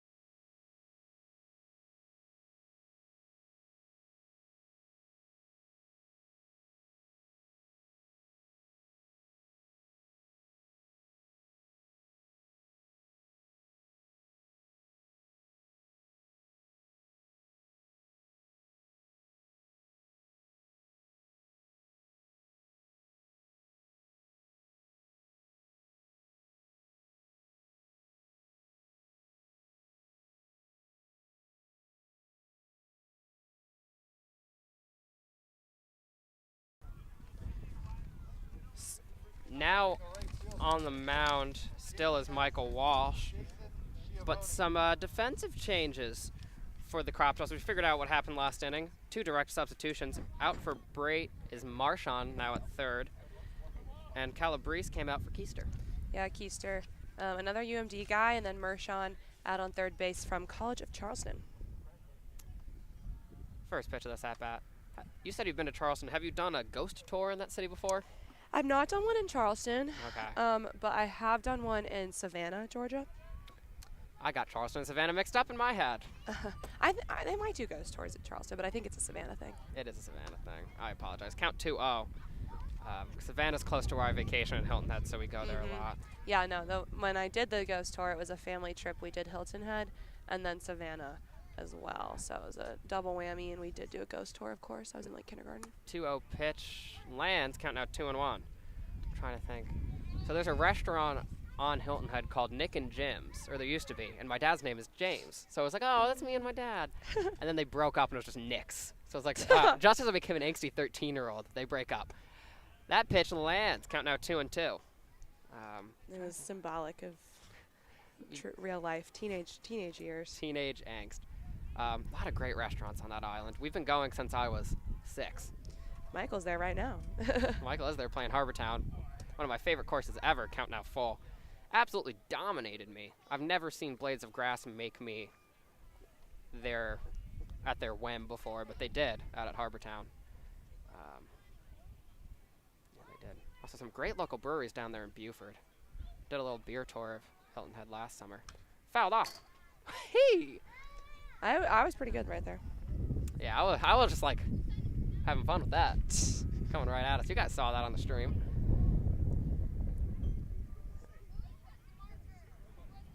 It's a full count here. It's Schiavone at the plate to start off the 6th. The pitch in from Walsh, and he'll walk him. A long at-bat pays off for Schiavone as he takes his base. 3rd walk already for Walsh in just his 2nd inning here. You know, and 2nd walk from Schiavone today. So, I mean, get on base somehow. Big Train looking to tie this one up, potentially take a lead. 1st inning they went scoreless was that top of the 5th. Yeah, they scored in the 2nd, 3rd, and 4th consecutively. See if they can tie it up now. Hegwood 0 for 2 tonight, but a good opportunity to keep the train rolling here. Oh.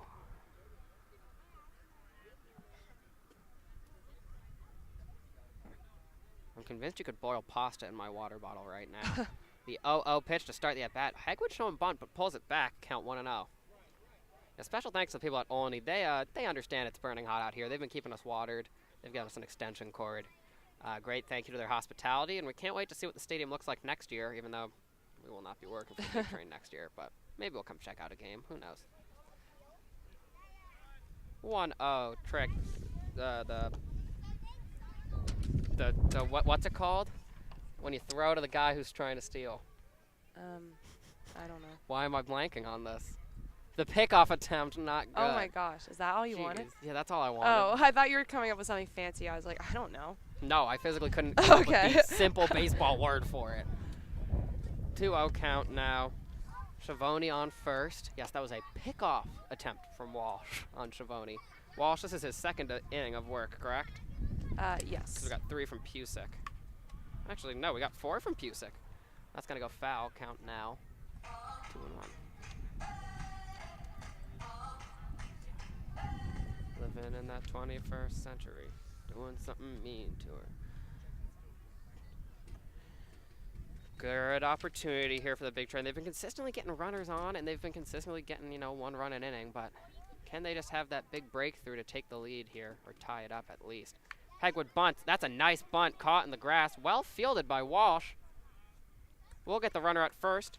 A sac bunt will advance Schiavone to 2nd. Hegwood is out, bringing up Wargo with 1 out and a runner in scoring position. I mean, that's what you want to do, honestly, in this situation. They've been slowly chipping away all day. Great opportunity to do it again with Schiavone now in scoring position. And Clay Wargo did strike out in his last at-bat, but is responsible for one of those RBI singles, the first one, in fact, that got the scoring started today for the Train.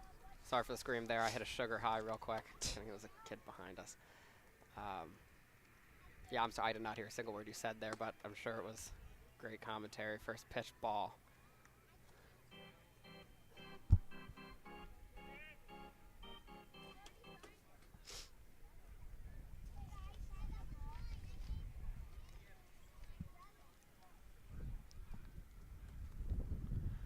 Pitch comes in. Ball 2 here. Wargo taking his time at the plate to his advantage now. 2-0. Well, she's yet to record a K tonight.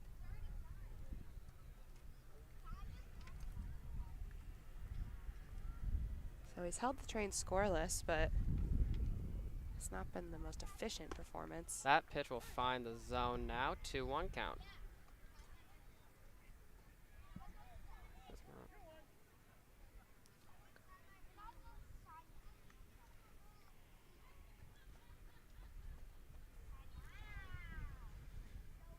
Now the 2-1 comes in from Walsh. Ball high, 3-1. Hefty lead out there on 2nd from Schiavone.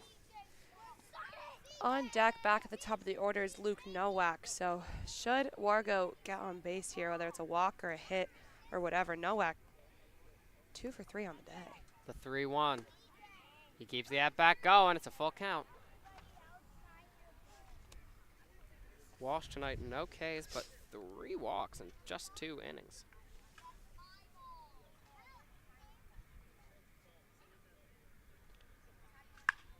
Hit towards the shortstop. Wow. Wow. Throw will not get in time, but well fielded by the shortstop Nichols to keep it in the infield. That'll go down as a single there. But great defense there to keep Schiavone from advancing to third. It was good, but also a nice hit from Clay Wargo. And he's speedy, got to first in time. Throw could not get there. But yes, very good from the shortstop Nichols to protect the infield for the Crop Dusters and do a little damage control. And bringing up Luke Nowak, who, like I said, pretty hot, 2 for 3 today. Yeah, like you said, he put it in a position that made it hard for the shortstop, but credit to him for keeping his end of the deal. Runners on first and second here for Nowak. Nowak shows bunt, holds back. They're going to call it a strike, say he didn't pull back in time. Count 0-1. Nowak having a great debut, 2 for 3 with an RBI tonight, this afternoon.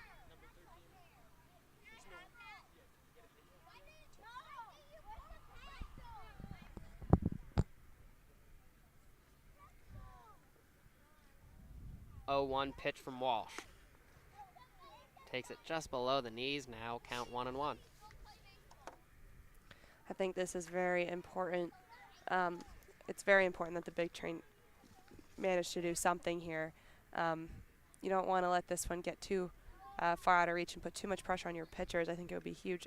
Runner in scoring position, runner on first, and Nowak a good hitter to make something happen. Ball high, count 2-1. Yeah, like you said, Baker and has given them 4 scoreless innings of relief. No, sorry, 5 scoreless 3 scoreless innings. Jeez, I went the wrong way. 3 scoreless innings of relief. You got to back them up here. Yes, 3 scoreless innings of relief from Baker. The 2-1. Hit out to left field. That'll be foul.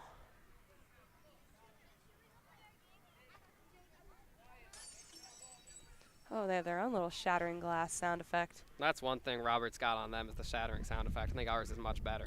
Ours has like the thump too. Yeah, really. So you really get the car effect. That one didn't even. Are there cars down there? Like I don't even know. Yeah, what's the point? I'm not sure what the point That's of just that grass was. out there. If anything, it would just be like soft. The 2-2. Low in the dirt. Kept in front by Hauser. Now it's a full count. Walsh definitely struggling with walks. Again, 3 already. In danger of his 4th, and that would load the bases for the Big Train. The pivotal 3-2 coming into Nowak. Takes it in the dirt. That'll be his 5th walk of the game. 4th walk of the game. Yeah, 4th walk of the game. First for Nowak, bringing up TJ Rogers, who's been a bit cold tonight, but again, we know he can hit. We've seen it the past 2 games. And still just 1 out, so Garrett Felix also on deck.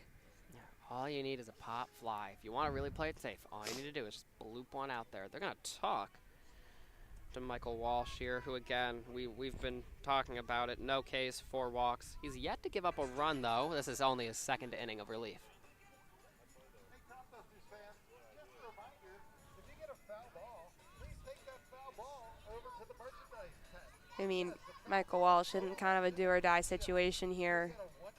A team that went up 4-0 in the first inning has been completely held silent by the Big Train pitching staff. Brandon Clark really redeeming himself in the 2nd, and then again 3 scoreless innings from Luke Baker. So Walsh definitely not in the best scenario here, and he did well. He held the Big Train scoreless in the top of the 5th, but they're looking dangerous right now, and it's a great opportunity for the Train to either, I mean, at least tie this up. I think they got to take the lead here. It's now or never. You're right. They got 2 in scoring position. Bases loaded, of course, with TJ Rogers, who we know can swing that bat. First pitch called strike to Rogers to get the at-bat started. Rogers struck out in his first at-bat, flew out in his 2nd, and then they called him with an interference of the catcher in the last one. Ball inside, close to the knees. Count 1-1. Yeah, I'm sorry for misreading that play before. I thought it was Nowak caught stealing. No. Who was called? Um, I thought it was Yeah, Nowak. I thought it was, but it was an interference at the plate to end that inning. Count 2-1 now as that pitch misses. And Big Train got to do a classic walk to bring a runner home. I mean, hey, score how you score. Yeah, Rogers ahead in the count here. That pitch just misses. Count now 3-1. So again, Walsh in danger of his 5th walk here, and even in more danger, giving up his first run. Again, because the bases are loaded for Bethesda. Walsh really needs to throw some strikes now. Here comes the 3-1. Hit by Rogers out to center field, tracking back. It'll land. 1 runner comes home. 2 runner comes home. Thought we were going to get 3. I thought I was going to get the count there from Sesame Street. No, your Big Train take the lead, 5-4, off a 2 RBI double from T.J. Rogers. T.J. Rogers getting hot exactly when the Big Train needed him to, sending in 2 runs. Big Train take the lead. I mean, that was exactly the perfect opportunity. We knew it needed to happen, and it did. They delivered. Runners still in scoring position. You bring up Garrett Felix, a guy who can hit. Just incredible work there from Bethesda. Yeah, the inning is not done yet, like you said. They've got the lead, and they can push it further with Garrett Felix at the plate, who is 1 for 1 tonight.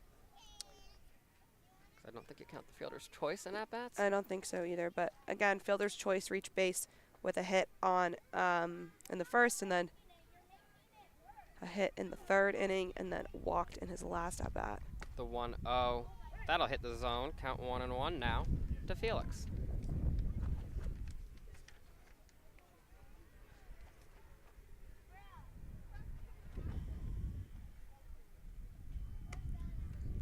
No pitch not dropping in. Count now 2-1. Walsh really struggling to stay ahead in these counts.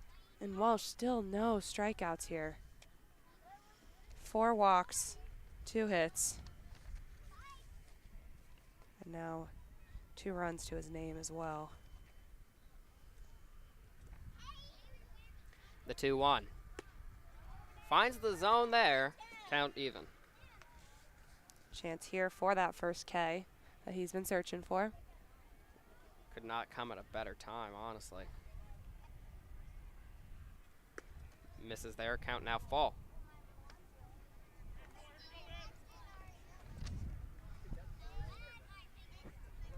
If you're Michael Walsh, you do not want to load these bases back up. And Garrett Felix, a guy who walks quite a bit. Hits that hard out to left field. Foul.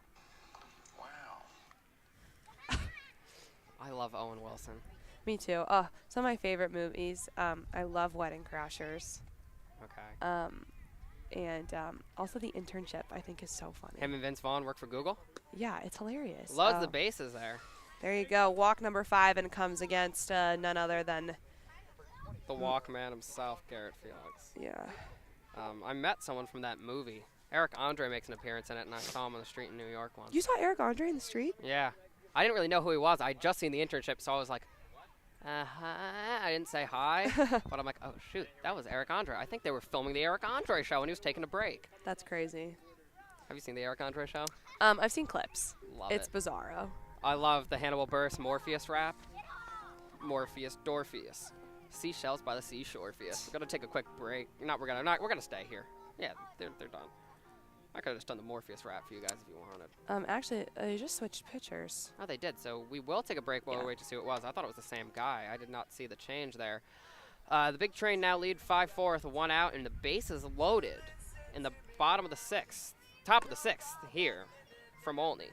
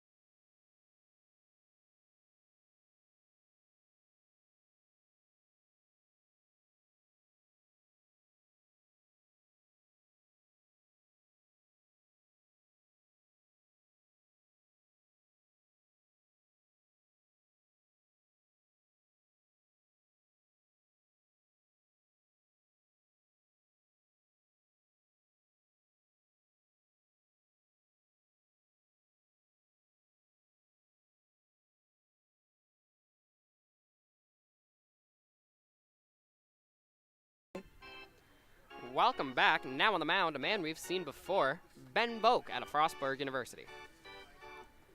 Big Train with a huge opportunity here, just 1 out.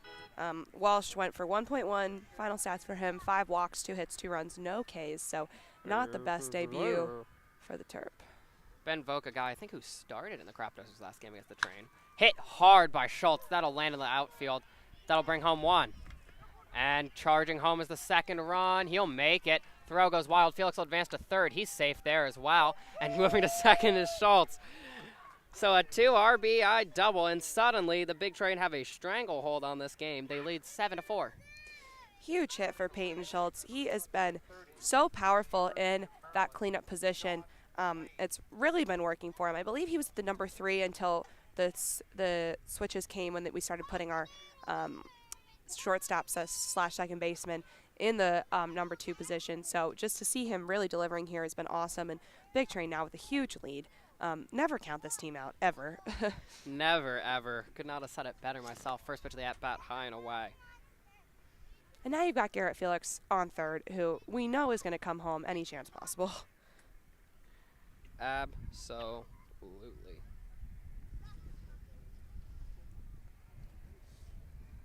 I'm missing a run. Ball in the dirt. It's going to escape. Felix will come home, making the lead 8-0. Or 8-4. Sorry, not like last night. It's 8-4. A 5-run in top of the 6th for Bethesda. Crop Dusters really have just let this game fall out of their control. Again, went up 4-0 in the bottom of the first. And then since then have been completely quiet. Meanwhile, Big Train heating up at the exact right time. Yeah, just when, game's getting a little tight, getting close to crunch time, the Big Train crushing it. Strike called, count 2-1.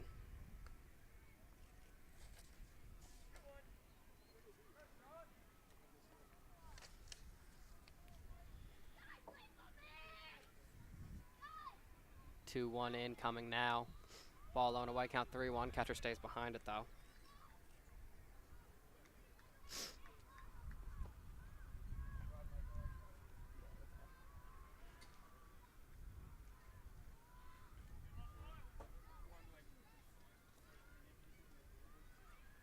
Three, 1 is the count now. Fouled off, count now full. It's the 8th batter faced here for the Crop Dusters this inning. So the Big Train really putting on a show here in the top of the 6th, and still just 1 out. So this one's not over.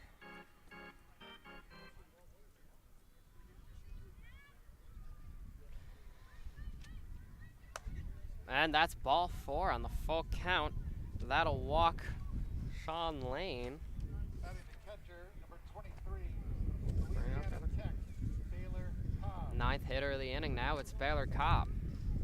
Runners in the corners for him. He is 0 for 2 tonight, grounded to a double play last time up.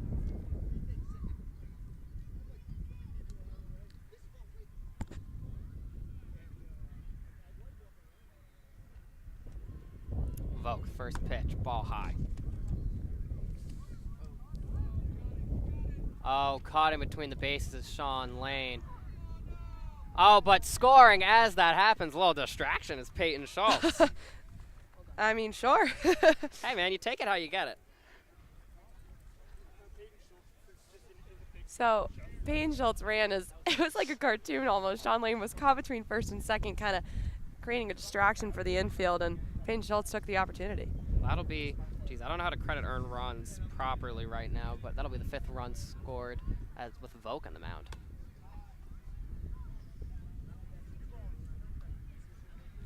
Count now 2-0.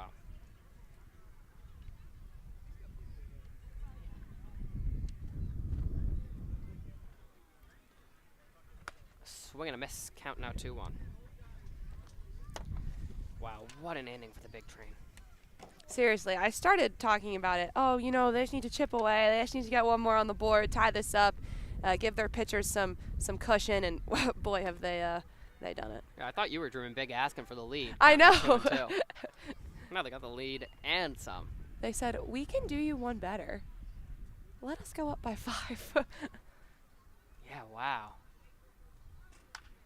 That ball hit down to the third baseman, fielded and thrown.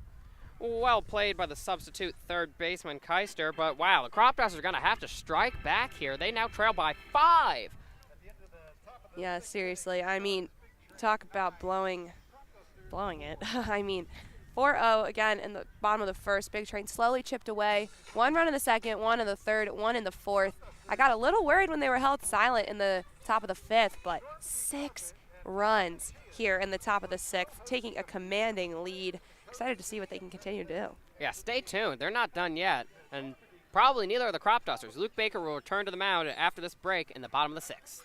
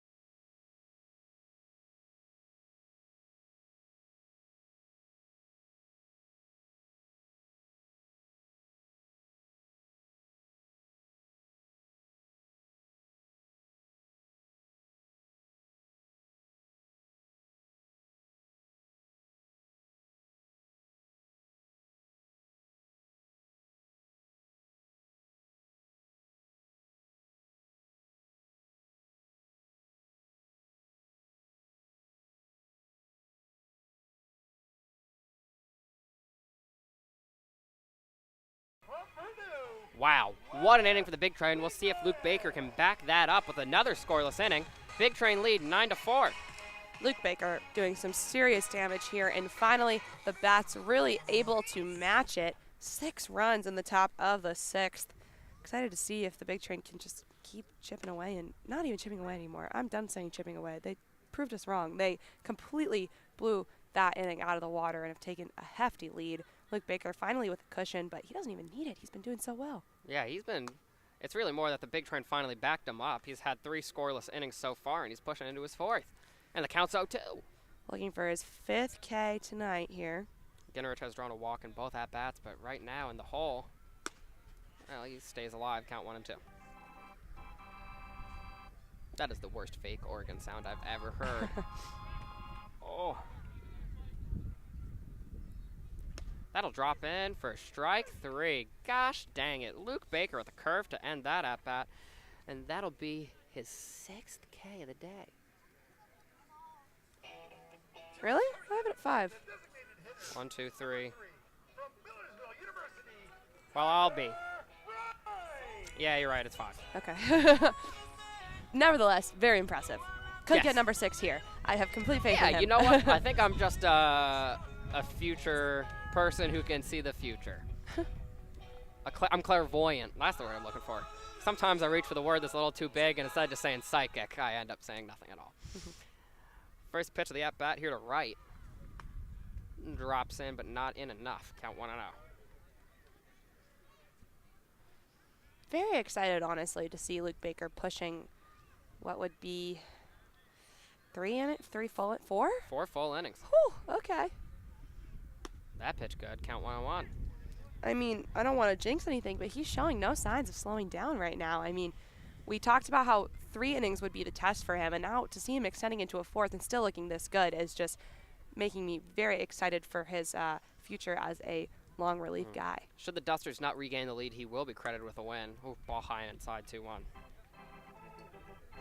That was, I think, the worst pitch we've seen from Baker in 4 innings, and he's been showing so much control otherwise. And honestly, could have been worse. Could have gone over Cobb. Could have gone behind the plate. Could have hit the batter. He's been very controlled. He's given up just 2 hits. Count now 3-1. And just 1 walk. Has not walked a guy since the 3rd inning when he first came in. He had a 4-pitch walk to Gingerich, but since then has been completely clean. of Looking to those. keep the at-bat going. 3-1 drops in. Count now full. Okay, Luke. Luke on Luke. Oh, true. Will Luke Wright be right, or will he get baked by Luke Baker? You've been baked. The 3-2. Ball high. I really was ready to say you've been baked. He set me up there with a great Sorry. one. No. Second walk of the game for Luke Baker. Puts a runner on first. Bring up Hyder.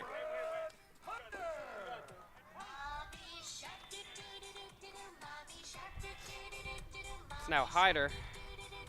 0 for 2 tonight, but did score a run after he drew a walk in the first inning when the Crop Dusters got all 4 of their runs. Yeah, again, still quiet since then. It's the Luke Baker effect for you. And honestly, it revitalized Brandon Clark, too, in the second. Give him credit where credit is due. Seriously, Brandon Clark really rebounded. We were a little concerned when he came back on the mound. He went through the complete order, giving up 4 runs in the first. Although there was some fielding situations there. So not completely his fault, but definitely not his best performance. Smacked out to left field. Fielded easily by Felix.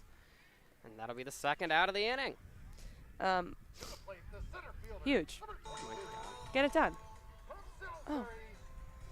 They're kind of skimping. Okay, there it goes. I was going to be upset for Castor again. I mean, that was going to be the second time they've kind of skimped out on his walk-up song. This is not a country song. No, it's a Latin. It's a I know. I'm just surprised that you were liking the song. It's not not country. It's Peppas. Whomst? Everyone knows that song. It's like a baseball song, right? Like a lot of players use that as walk-up songs. I mean, maybe. I just hear it like every time I go out somewhere. It's always playing. Big like college party bar song type thing. Hit out to left field. That's going back, and that's out of here. Castor with a 2-run shot. Those Crop Dusters aren't done yet. Score now 9-6. Whew. Huge hit there for Castor. That'll be the first runs given up by Luke Baker in 4 innings of relief. Just the third hit he's given up as well.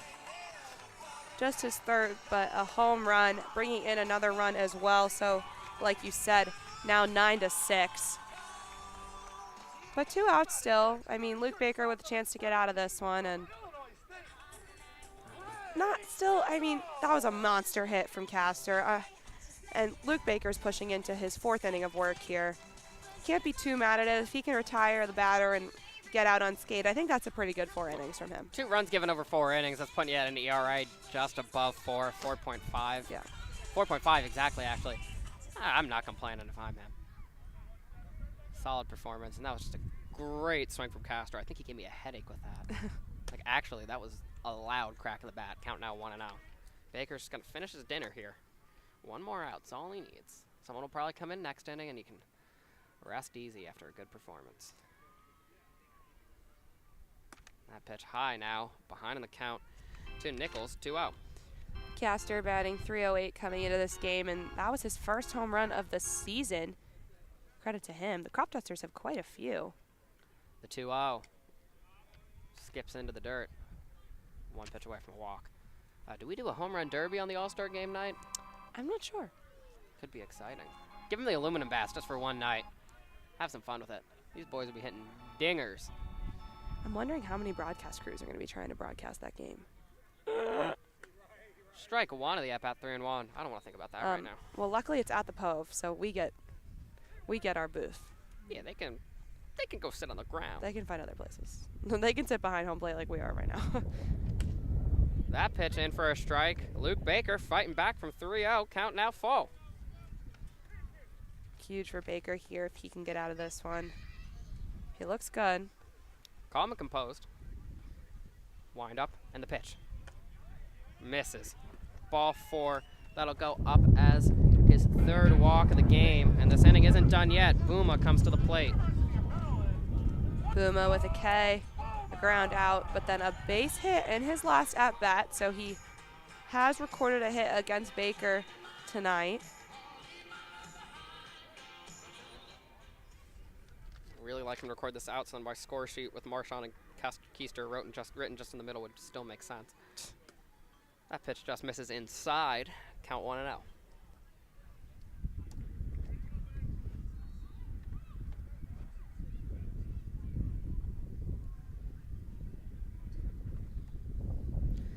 second pitch of the at-bat. Hit hard, deep, left center field.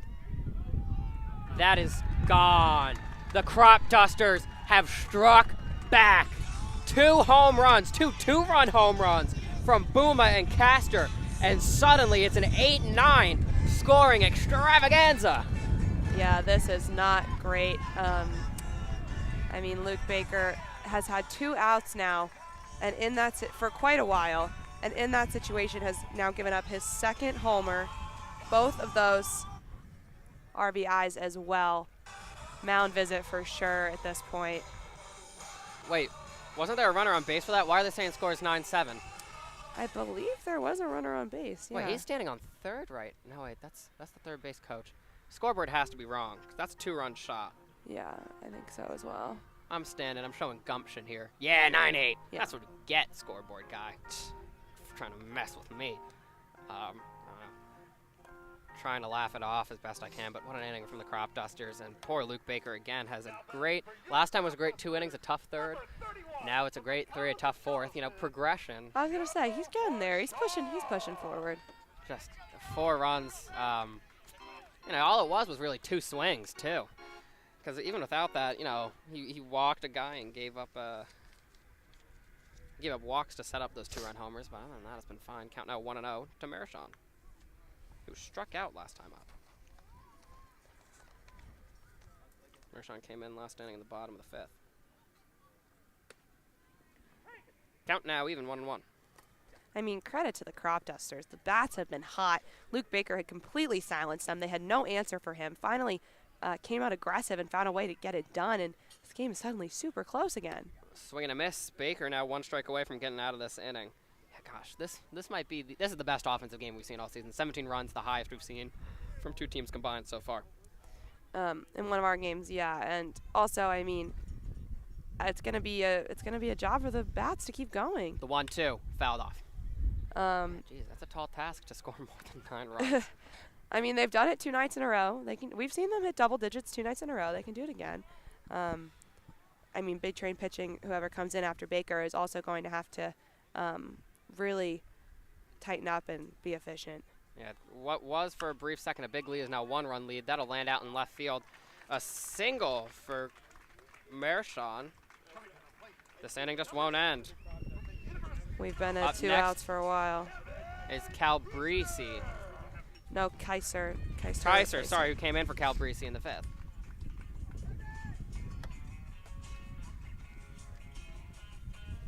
Another mound visit quickly, probably for Luke Baker. They're gonna pull him here. I can tell they don't want to pull him. They They want to let definitely him don't finish. want to. But I'm signaling to someone in the pen. It looks like they will. The moment we see him leave the mound, we will send it out to a commercial break. Yeah, he's stepping off. We'll be back after this break. We'll let you know who's on the mound once he returns here on BigTrain.tv.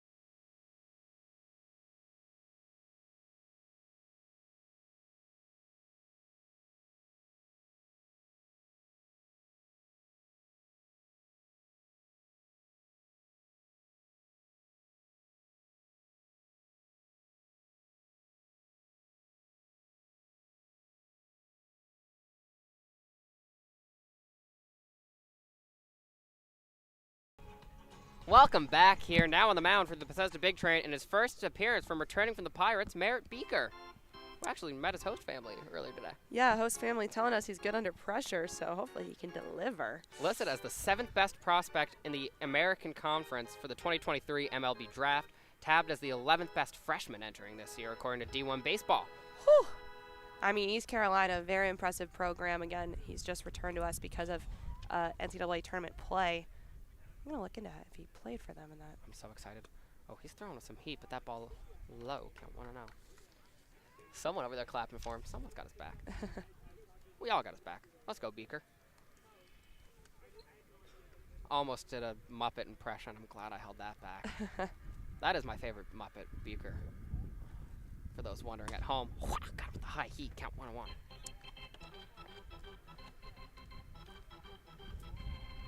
Oh, he did see some postseason appearances. Good for him. Regular season, he was great. 10 innings pitched, a 1.8 ERA. 10 walks out of 8 strikeouts, the only fault in his stat lineup. Trying to get him there is Bako. Not going to get the runner at first, but count moves to 1-2. Quick pass from Baylor. Again, he's been doing that all evening. Hasn't really converted anything yet, but great to see the effort from him behind the plate. Definitely keeping himself in the back of the runners' minds despite not stopping anyone quite yet. They do only have 1 stolen base on the game, though. 2. 1 stolen base, sorry. And that's strike 3. Coming in and killing it is Beaker. 1 batter, 1 strikeout. He ends the inning. The Big Train's lead cut down to 1 run, 9-8, here on BigTrain.tv.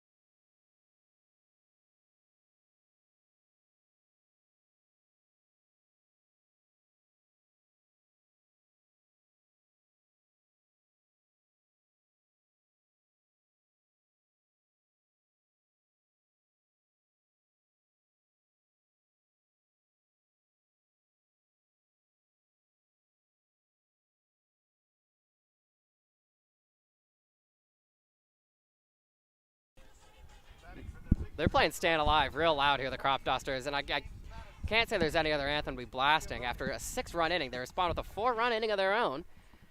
What an insane 6th inning. Now it's a 9-8 lead for the Big Train.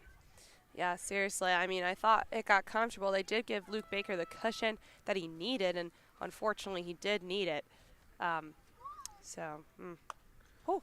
First pitch to Schiavone, ball 1. He scored twice off of 2 walks today.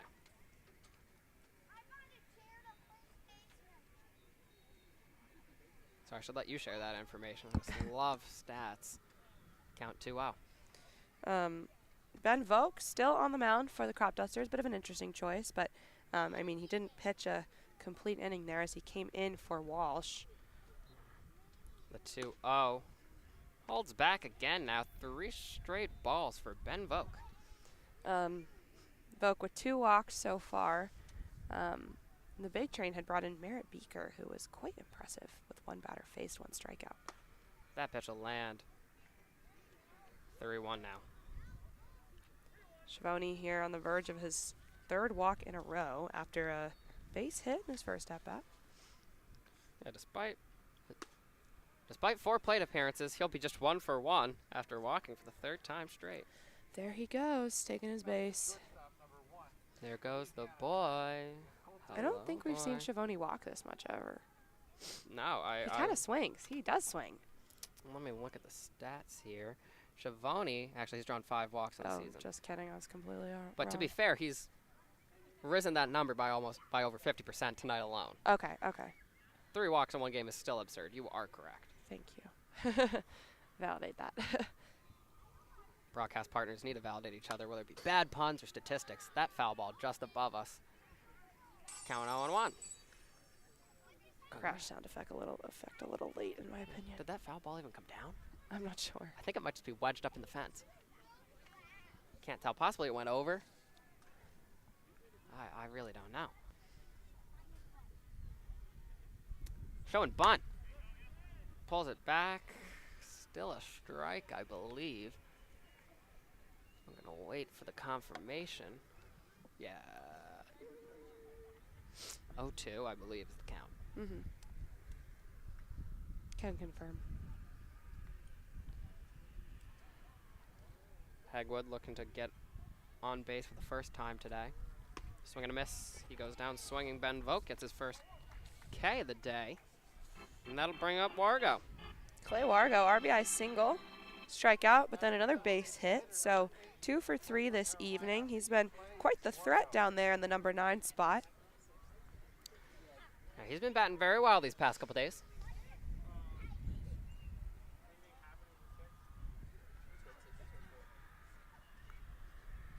First pitch from Vokin now off the glove of the catcher and away. No runners on to capitalize, though. Count 0-1. Oh, no, it hit No, him. they'll say it hit him.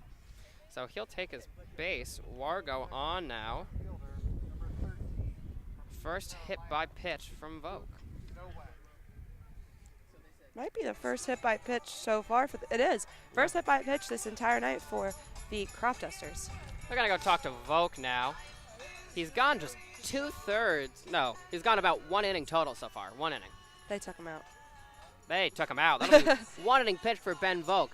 5 runs given up, but just 2 hits, 2 walks, and a K.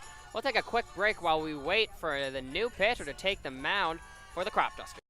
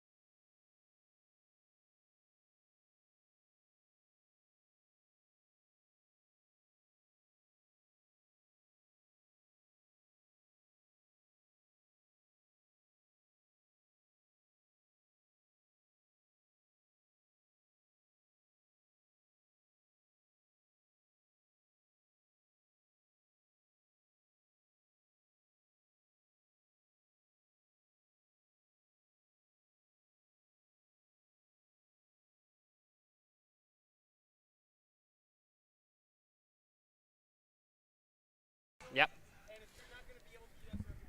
Welcome back here, live at the only Crop Dusters home.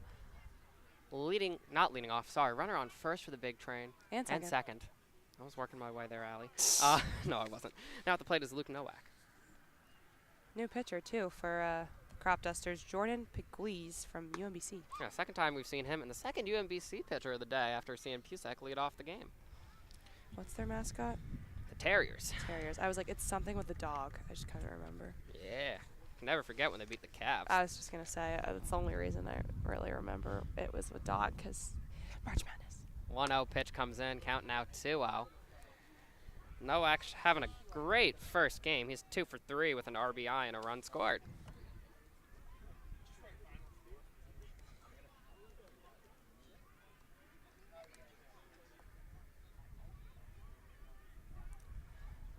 The 2-0. Just misses there, now 3-0. Tough start for Pegues. I hope I'm saying his name correctly. Apologies if I'm not. What did you just say? Pegues? Pegues? Yeah. I lost our only pronunciation guide. That's on me. The 3-0. That lands for a strike. Here we go. Count 3-1.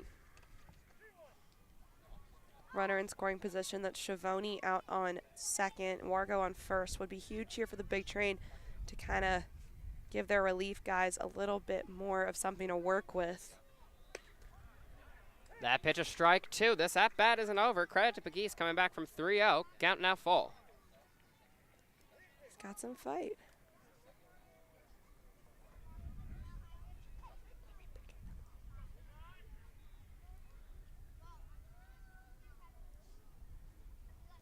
Full count. The pitch. Hit.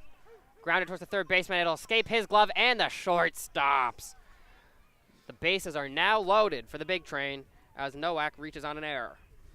Huge there. Unfortunate for the infield from the Crop Dusters, but base is now loaded. You're bringing up TJ Rogers, who had a double in his last at-bat that brought home 2 runs. Yeah, great chance to do some more damage here. TJ Rogers batting second again.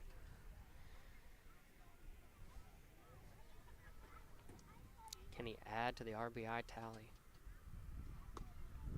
First pitch, called strike. Good stuff from Pegues there to get this at-bat started.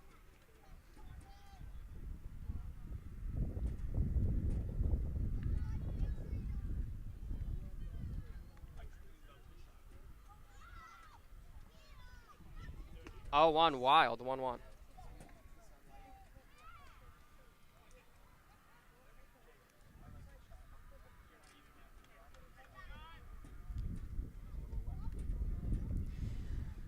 One here to Rogers.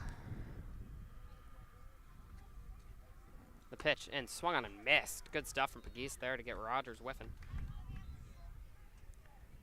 Felix on deck, so definitely still danger for Pegues should he retire Rogers here. Yeah, he's going to have to do some work.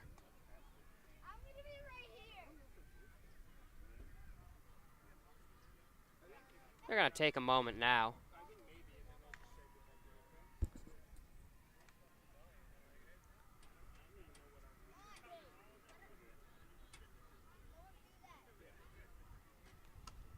Ball inside, now even is the count.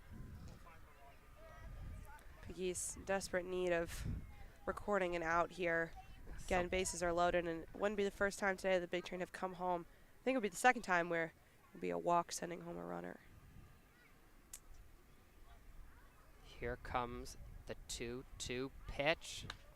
Fouled off. No quit from TJ. He's still in there.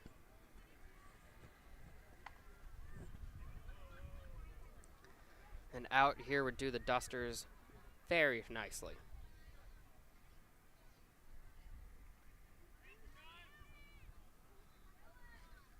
Again, the 2-2, that's a balk. Runners advance a base. Now the train lead, 10-4. 10-8. Oh my gosh, I read the 4 from the last inning. From the sorry. last time. Oh, not when you want. He just shrugged. Pegues is like, oh, oops.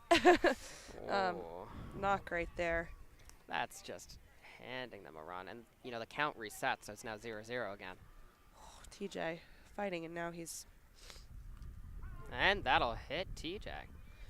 Bases reload again.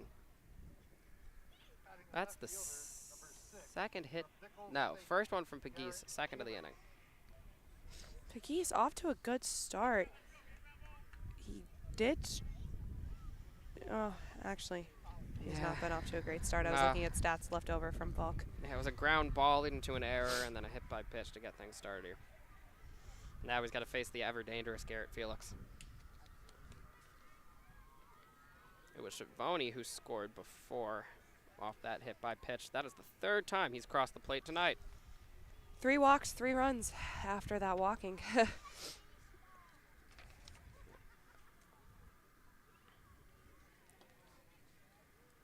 First pitch coming into Garrett Felix. Low, count 1-0. Bases loaded again for the Train.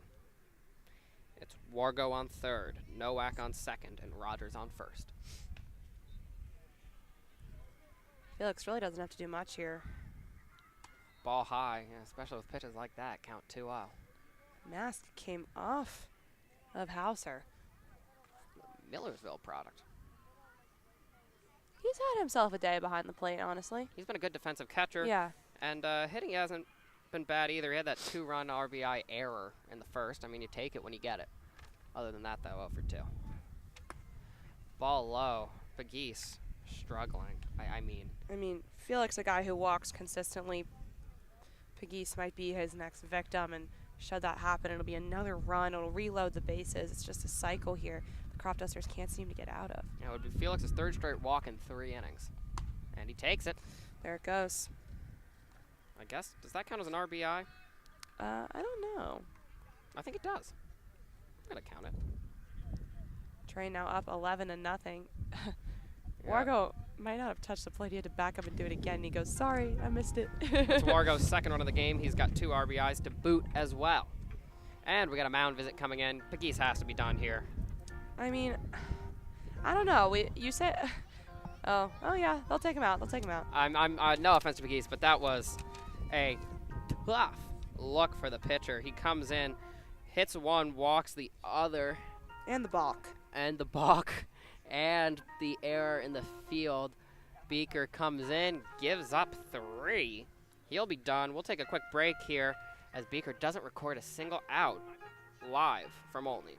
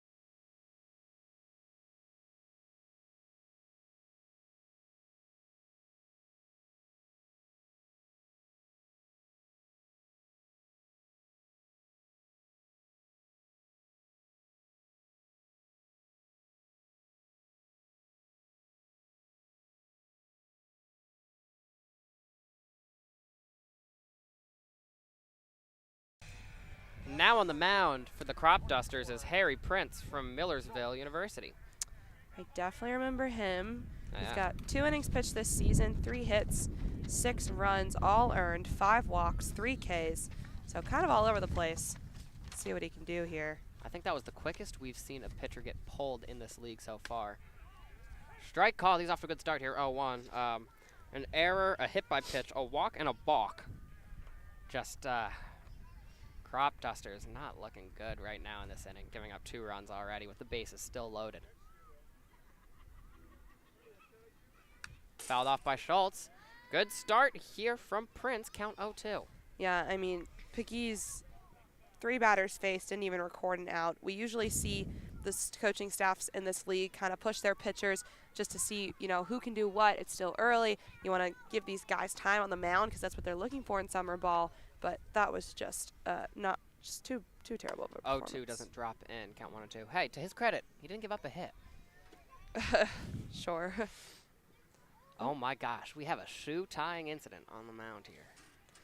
Harry, tie your shoe. Surprised the Butler couldn't come out and do it for Prince Harry. Harry with some pretty impressive stats for Millersville this past year. 18.1 innings pitched, 3.93 ERA, 8 hits, 8 runs, 18 walks, 28 Ks. So pretty good stuff, and he can do a cartwheel. That pitch just misses. Count 2-2. Yeah, he had a tough start in the Cal Ripken League, but looking all right so far against Schultz, who is not the easiest batter to face. I'd say he's one of the harder batters to face in the Cal Ripken League. Especially recently. Yeah, he doubled for 2 runs in the last inning. Swing and a miss, and he gets him. Someone's doing work for the Crop Dusters, and it's Prince. 1 batter, 1 K. It's because he can do a cartwheel. I want to see him. If he gets like 5 Ks in a row, I want to see him do like a cartwheel. Maybe that's his celebration. That's my favorite celebration in FIFA. You can do a cartwheel. He also is an Avatar fan. So Oh yeah, he's the maybe man you should after my catch him heart. after the game. Air, water, earth, fire. Long ago, the 4 nations lived in harmony, but that all changed when the Prince attacked. Count 1-0. Would have been better if he got a strike there. Would have set up your little joke better. Yeah, I was doing the whole intro to the show. My mother, what does she say? My grandmother. I believe someday the Avatar will return and he will save the world. Count now 2-0. Best show of all time. And its sister show, Legend of Korra, amazing as well. A Bicon, Korra.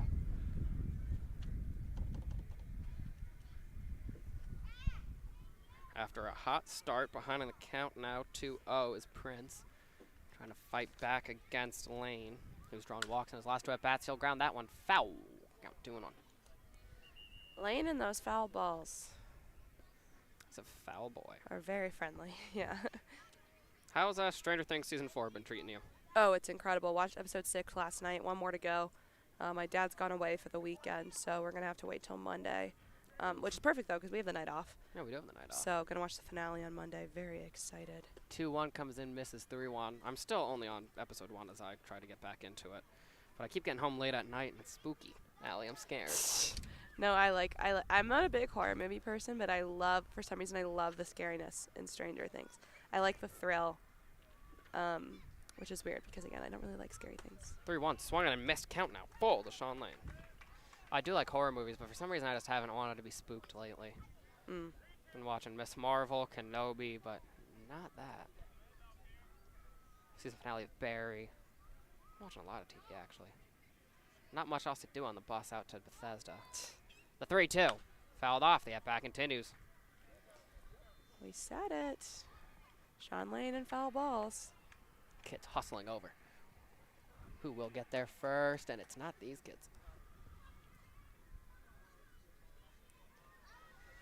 And the score after a wild game is 11-8 right now, the Train lead. The bases are loaded. It's a full count to Sean Lane. Popped up towards the first baseman. Caught. Running over is the second baseman. That is now Keister. And Lowen Wilson, wow, to end the inning there. Train trying to keep it close. 2 more runs given up, but it's 11-8 here as we enter the bottom of the 7th.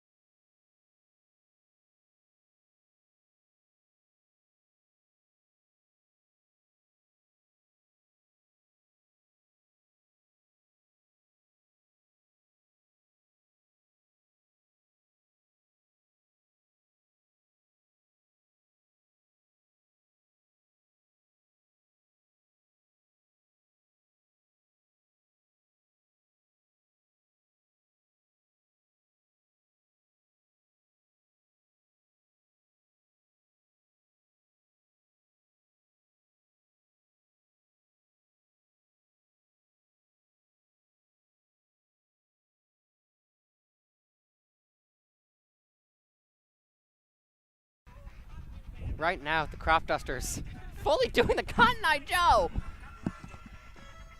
They're just on the first base line, every single one of them, staff included. Umpire not looking enthused. Merritt Beaker wants to start this inning.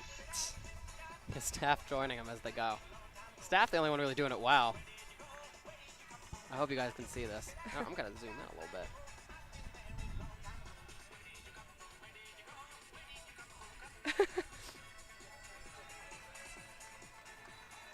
Wow, that was like one Cotton Eye Joe.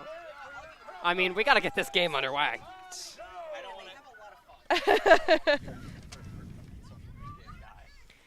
Hauser will lead off here.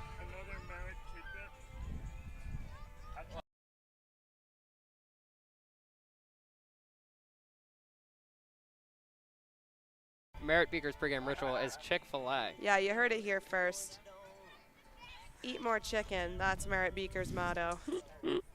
Now first is Hauser, the catcher. He's 0 for 2 tonight, but 2 RBIs off an error in the first. First pitch in, ball low.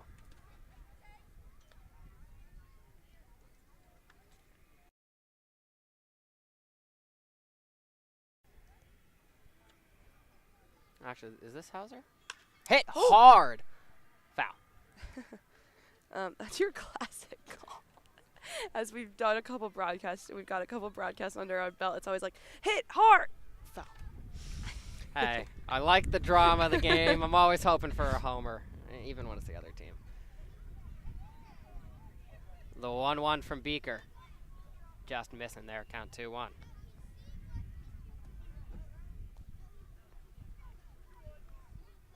Thank you, umpire. The count is, in fact, 2-1.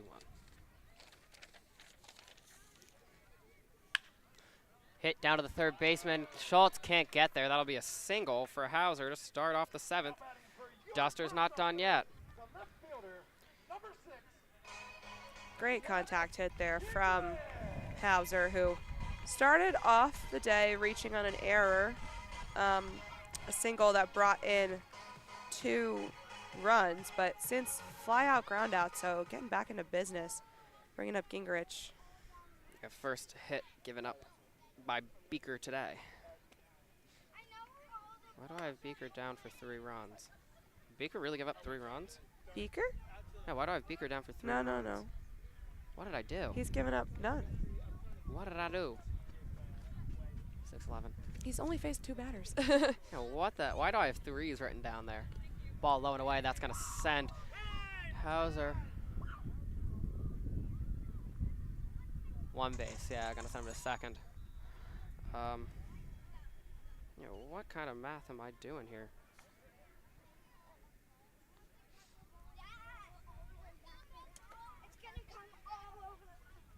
Yeah, Beaker has not given up a run yet. I don't know what I did.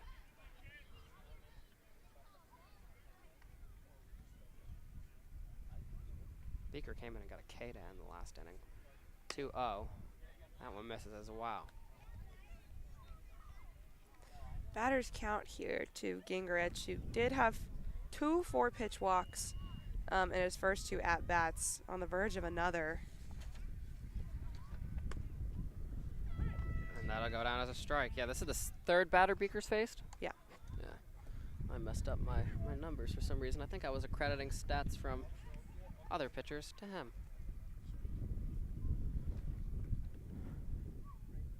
The 3-1. Ball in the dirt. That'll be his first walk of the game. Now runners on first and second for intimidating hitter Tyler Wright, although this will be lefty-lefty if I am correct. And I am.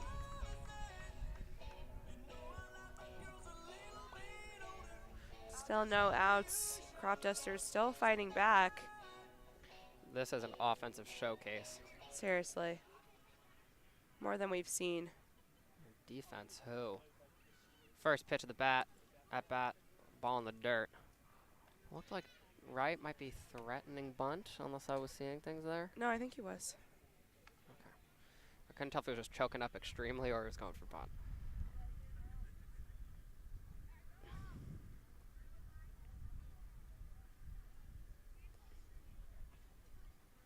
The 1-0. That misses as well. Count 2-0 here. Beaker struggling to find the zone. came in super hot to get that K in his first batter face, but has since gone a bit cold. Going to see if he can rebound here. It came in. Brait was on first, and he struck out. Sorry, Mershon was on first, and he struck out Keister. But since then, a little up and down, mostly down actually. A single, a walk, and now in danger of walking back-to-back batters and loading the bases. Again, this is Beaker's Big Train debut. Kid from East Carolina who did see some action last week in NCAA tournament play. That ball will miss, and the bases are loaded. Back-to-back walks from Beaker have him in danger. Gotta think, yeah, there it comes. Time for a mound visit. He's facing now Hyder at the top of the order. Crop Dusters in serious contention here with the bases loaded. Yeah, Hyder 0 for 3 tonight, but leadoff hitter, always a threat for something.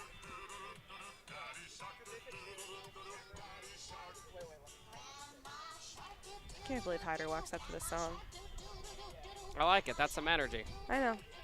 I mean, you gotta be bold to pick that.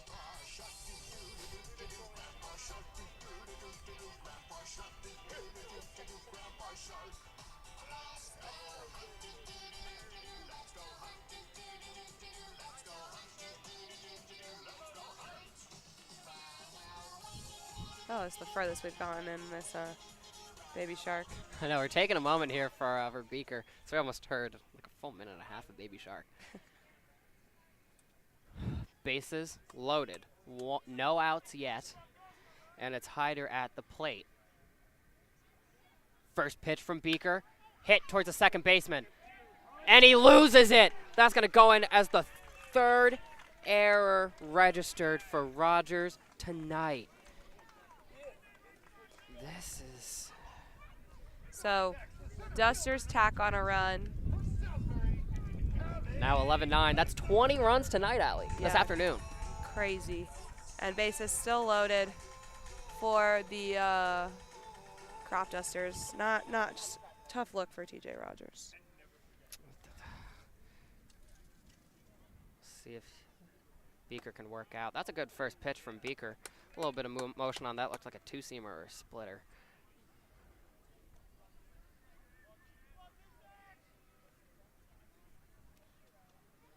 Beaker ahead on the count for the first time in a while. Let's see if he can take advantage. He can. Back-to-back strikes. No swing from Castor again, who sent a two-run shot out to left field in his last at-bat. Bases still loaded.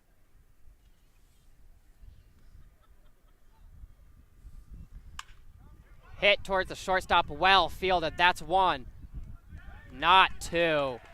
One out recorded. Hegwood got there as quick as he could. A run will score, and it's now runners in the corners with one out. Definitely good fielding there from Colton Hegwood to take care of business at second base, but could not do enough to minimize the damage. Runner safe at first. Runner comes home, and the Crop Dusters not going away.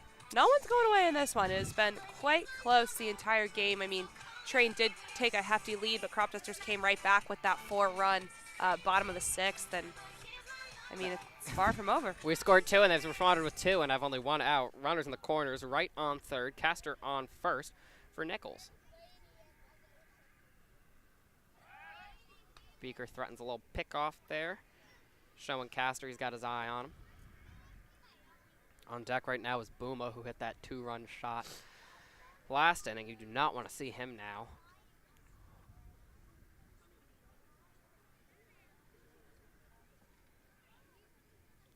First pitch of the at-bat comes in as a ball. Count 1-0. Trying to paint the lower right corner there, just can't find it.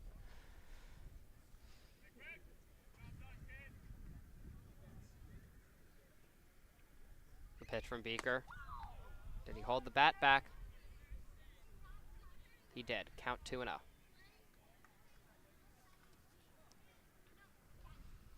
Here's Sal trying to hype his man up. 2 hits, 2 walks, 2 runs, and a K for Beaker so far. That pitch finds the zone. There we go. Count 2-1.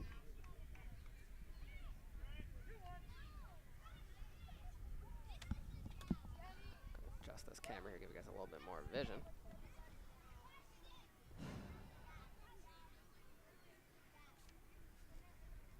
Pitch comes in, low and away, count 3-1. Do not want to walk another guy here. Bases would reload should that happen. You got to think that if Beaker can get out of this one, that'll be the end of his time this evening. The pitch.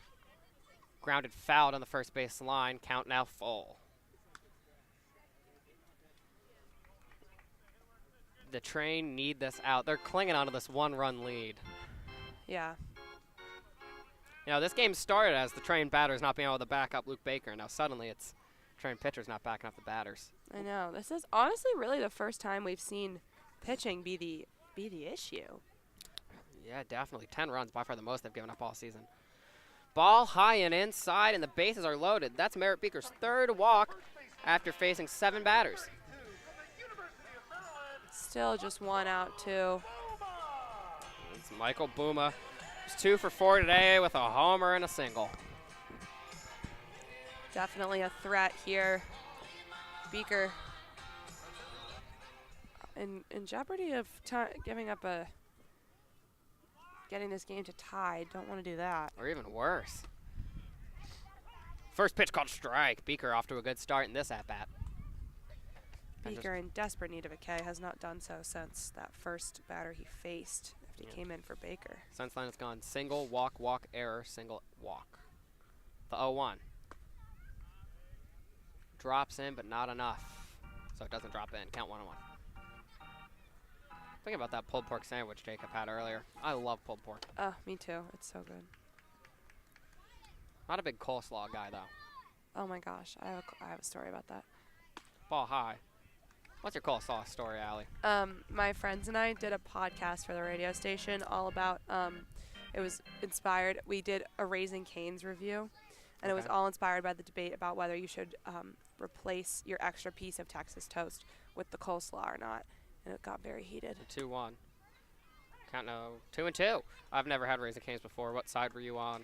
I was like kind of neutral, honestly. I like don't even get the meal where you can get 2 sides. I do the 3 fingers with the fries and the toast. If you get the 4 fingers, you get fries, toast, and coleslaw, or you can choose an extra piece of toast. I've seen the TikToks about that. Hit hard over the glove of the shortstop. The Crop Dusters trying to take the lead here, and 2 will score. A 2 RBI single for Buma.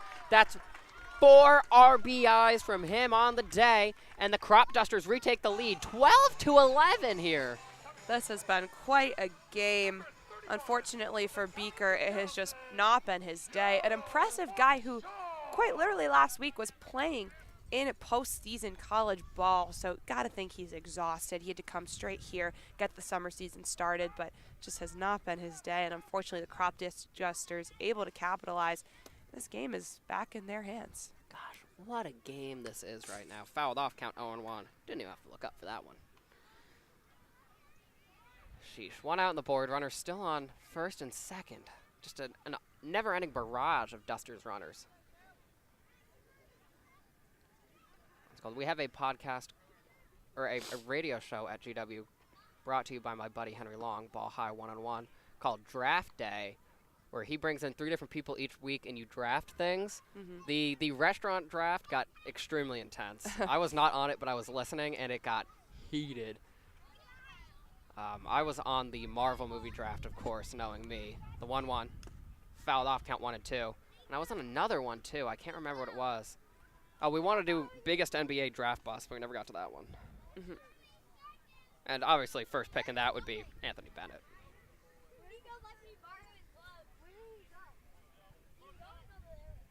The 1-2 from Beaker. Low and inside. The swing is held back. Count 2 and 2. Merritt Beaker just looks absolutely frustrated on that mound. Unfortunately, not the best outing here in his Big Train debut. Hopefully he can get back into business next time he comes out, but it's been a tough, tough night for him. Even count the windup. The pitch. Fouled off. The at-bat continues. That's become one of my phrases, too. Fouled off. The at-bat continues. Foul balls really ruin the flow and the excitement of the game, but they're a necessary evil. Can't have that being fair, or else we'd be playing cricket.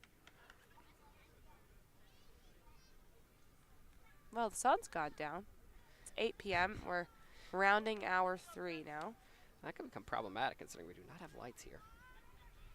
This game, if it does not finish in time, could be finished at a later date. And at the rate they're scoring runs, who knows?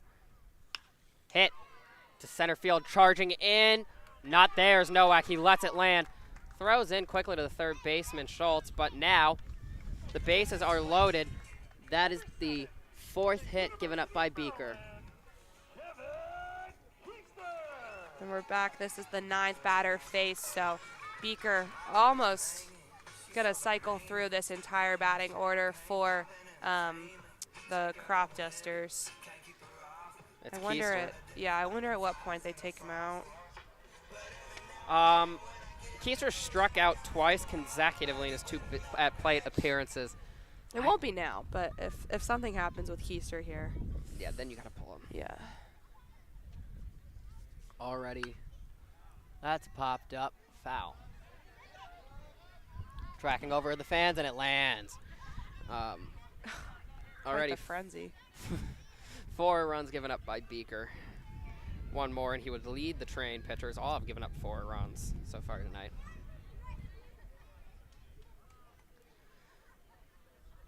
The 0-1. Strike 2. The sad part is Beaker's been getting ahead in a lot of these counts. Yeah.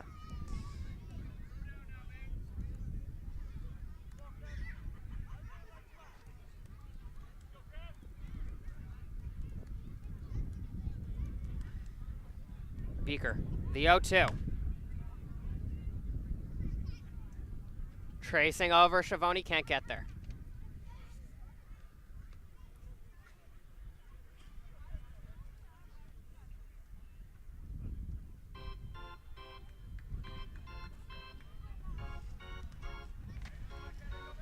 Count still 0-2. Beaker struggling tonight in his Big Train debut. That one smacked up. Charging over is the shortstop Hegwood, and he gets there. A fly out for Keister will bring up Hauser, who singled and scored earlier this inning. Yeah, back to Hauser already. I don't even really have space in my box. I'm going to put it in the next box. Beaker now 2 outs, so a chance to end this inning, but again, the damage has somewhat been done. This is going to be up to the Big Train bats to really heat up and get some more runs on the board. I wonder what the most runs scored in a game is this season. I feel like this has to be it. First pitch coming in, fouled off. High. Almost got a baseball if there were no fence. I wonder too. I'm going to look. You mean like combined runs? Yeah, combined runs. 'Cause I think Gaithersburg hung a big one on their own, but this has to be the most combined runs. The 0-1 from Beaker. Hit hard, and that'll escape the infield. 1 Crop Duster will score. Charging around is another throw coming to the plate. Will he be in time? Out at the plate! The inning ends. 1 run scores off an RBI, what would be single for Hauser. But the inning will end. The Crop Dusters take a lead 11-13. We're going to take a break, and the Train need to fight back after a 5-run bottom of the 7th.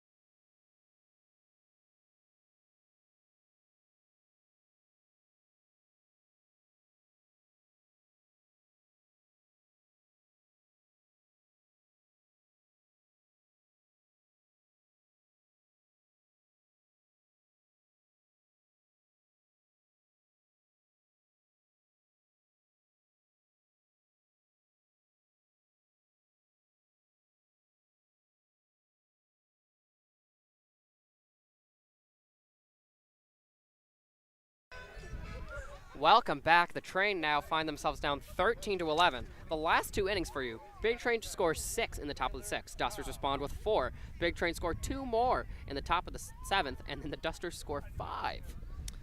It's been quite a crazy evening here. Definitely the craziest game we've witnessed so far, and the most offensive power we've seen combined from both teams in a game so far as well. First pitch, called strike.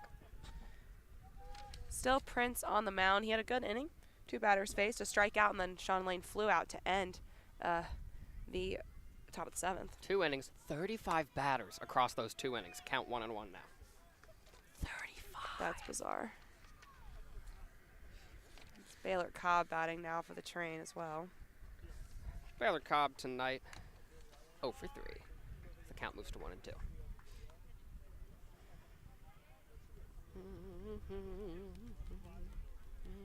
Again, no lights here only. That's why we started at 5, and it's starting to get a little dark.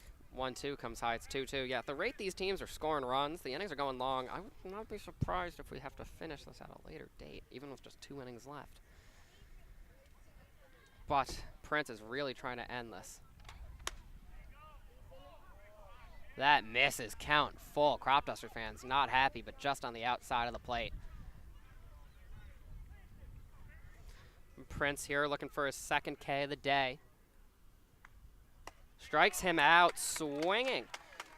What a performance for Prince so far. He could be getting the win here for the Dusters. I was going to say, he's kind of exactly what the Crop Dusters have needed so far. Their earlier pitching was not going great. The starter, whoever it was, Pusek, was up to a really good start, off to a good start, and then ended up giving up a couple of those runs, but nothing too bad. And then as Walsh and Volk and Pegues came in, it started to get ugly. His first pitch to Savoni is a strike. Yeah, Pusek went 4, Walsh went 1 1/3, Volk went 1, Pegues went none. And so far, Prince has gone a full inning, and he's showing no signs of slowing down here. Count now 0-2. No, 1-1. I thought that was a strike, but I'm not an umpire.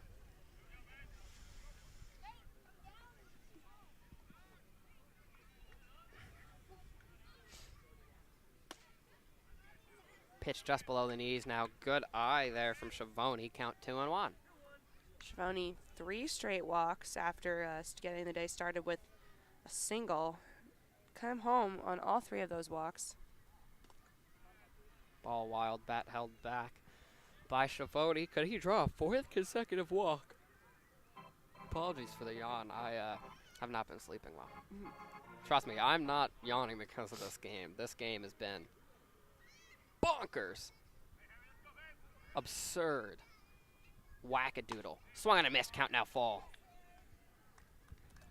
Prince doing some serious damage. Harry Prince settles in. I like his little stance. He's tall, intimidating. The full count. Ball high, brushes back Schiavone, and that's his 4th straight walk. My goodness. There he goes again. He just loves drawing walks. You're right. He had 5 walks on the season before today. He has 4 tonight. So he's up to 9. How many does Felix have in total? Garrett Felix. So the league leaderboard in walks. The league leader is Felix, who had 9 entering tonight. He drew 1 to hit number 10. Behind him is Brait, who had 8 entering tonight. And Brait drew 1, so he's at 9. Ball away. Ooh, good stuff from the catcher, Hauser. If I'm a scout, I'm liking what Hauser's showing. So now Schiavone tied for 2nd in the league with Brait. I mean, given nothing happened crazy elsewhere. Yeah. 9-9 for the boys. Sheesh. The 1-0. Ball lowered away. Schiavone will advance to 2nd with ease. And suddenly the Train have a runner in scoring position. And the tying run at the plate.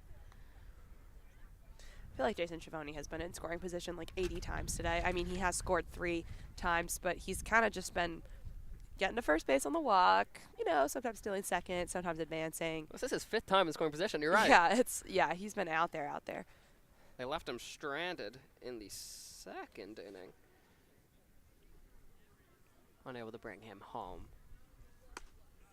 Holds the swing back, but either way, it's a strike. Count 2-1 here to Hegwood. I wonder if we see Petri at any point. I know. If this game is still close and we need a pinch hitter, honestly, it would probably, based off of tonight's performance, be Sean Lane or Baylor Cobb you would put him in for. Hit hard to center field, tracking over. What a catch. What a catch by Castor. Castor doing it all tonight. A 2-run shot and a catch. Wow. Yeah, that was a beautiful catch from Castor. That could have been some serious damage done by Colton Hegwood, but the guy who hit a homer earlier says, let me show you what I can do in the field. Makes it happen, dives right for that ball, exactly when the Crop Dusters need it most. Wargo at the plate, runner on second, 2 outs. This is the top of the 8th. Train running out of time here.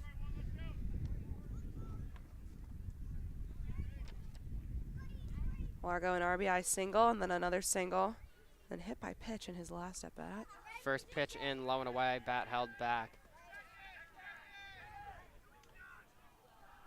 Umpire silence and the Duster bench. They're screaming, Jack Swang! Surprised they're not beefing with the umpire after that one. Little throwback there. I can't believe this is the same game that ejection happened in. I know. That feels like ages ago. So much has happened tonight.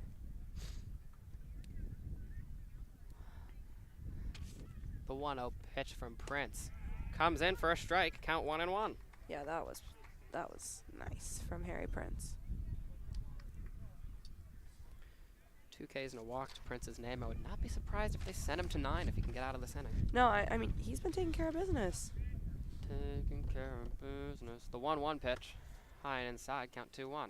Certainly the strongest closer we've seen, and we've seen quite a few. This is the 5th pitcher tonight for the Crop Dusters, and definitely the one I've been the most impressed with. If I'm the Dusters, I don't want to put a 6th arm out there. This is an everyday league. You do not want to burn 6 arms on one game.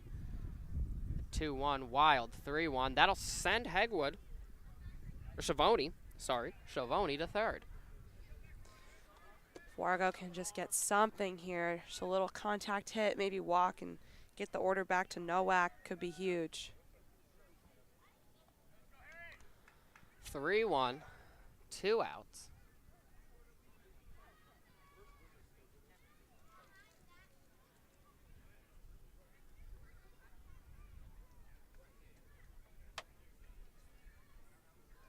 The pitch, high and inside. That's ball 4. Wargo on base for the 4th time today. I mean, fair enough. Now it's Luke Nowak. 2 for 3 tonight with a walk and an error as well. Or reached on an error, apologies, not an error, credited to him. A little mound visit for Prince. I mean, he's doing well. They're probably just going to talk him through what he's got to do to take care of business here. Runners in the corners for the Train. I mean, Did the pitching coach just point to the bullpen? They're taking him out! interesting. They're going for their 6th pitcher of the game. Prince, a solid 1 out, 2 out, 3 out, 4 out, 1 1/3. But regardless, he's done. We'll take a quick break as the Dusters make their 5th pitching change and bring out the 6th body of the night.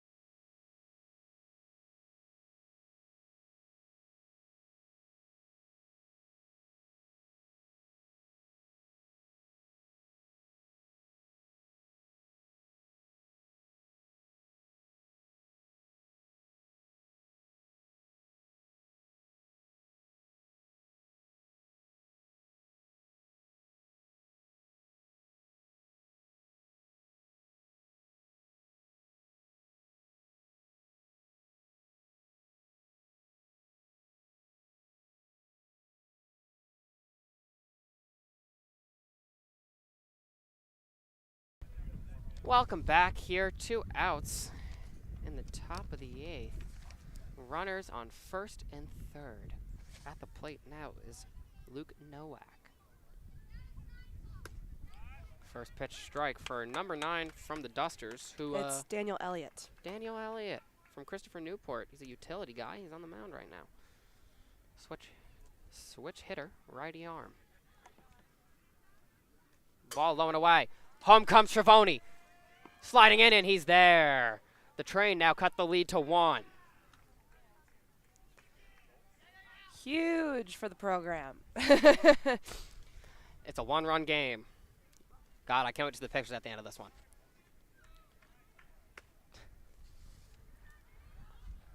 Yeah, now, tying runs in scoring position. Nowak, who's been having a great appearance in his first game, 2 for 3, also drawn a walk. Big Train could tie it up. Honestly, anything can happen in this game. 1-1 coming from Elliott. Misses. Count 2-1 now. Oh my God, what a game we have on our hands here. Rogers on deck, should we see him, and he's definitely a threat at bat, as we know. So Elliott in quite a sticky situation. He does have 2 outs as the cushion, but really hoping the Big Train can capitalize here. Sometimes that last out is the hardest to get, but whew, what a pitch there. Count now 2-2. Guy yelling in the crowd, one more pitch. This is true. He has the opportunity. In practice, 1 more strike sounds easy, but I don't think I could throw a single strike from the mound, so we'll see what happens here with a batter like Nowak on the plate. The 2-2. Hit hard down the third base line. He will throw to first. He's out. He dropped the ball, but they're going to call him out regardless, and that'll end the inning for the Big Train, scoring now 13-12 as they trail by 1 going into the bottom of the 8th. Not sure how I feel about that one. I'll tell you, I feel kind of cruddy. But they're going to call him out. Nevertheless, Schiavone came home, his 4th run of the day, 4 walks and then 4 runs every time. So very impressive from Schiavone. He's been patient, and Chip helping the Big Train kind of come back here, but it's going to be up to the Big Train pitching staff to keep this one safe, and they're keeping Merritt Beaker on the mound. So should be interesting to see how this one goes. We'll be back for more after this break.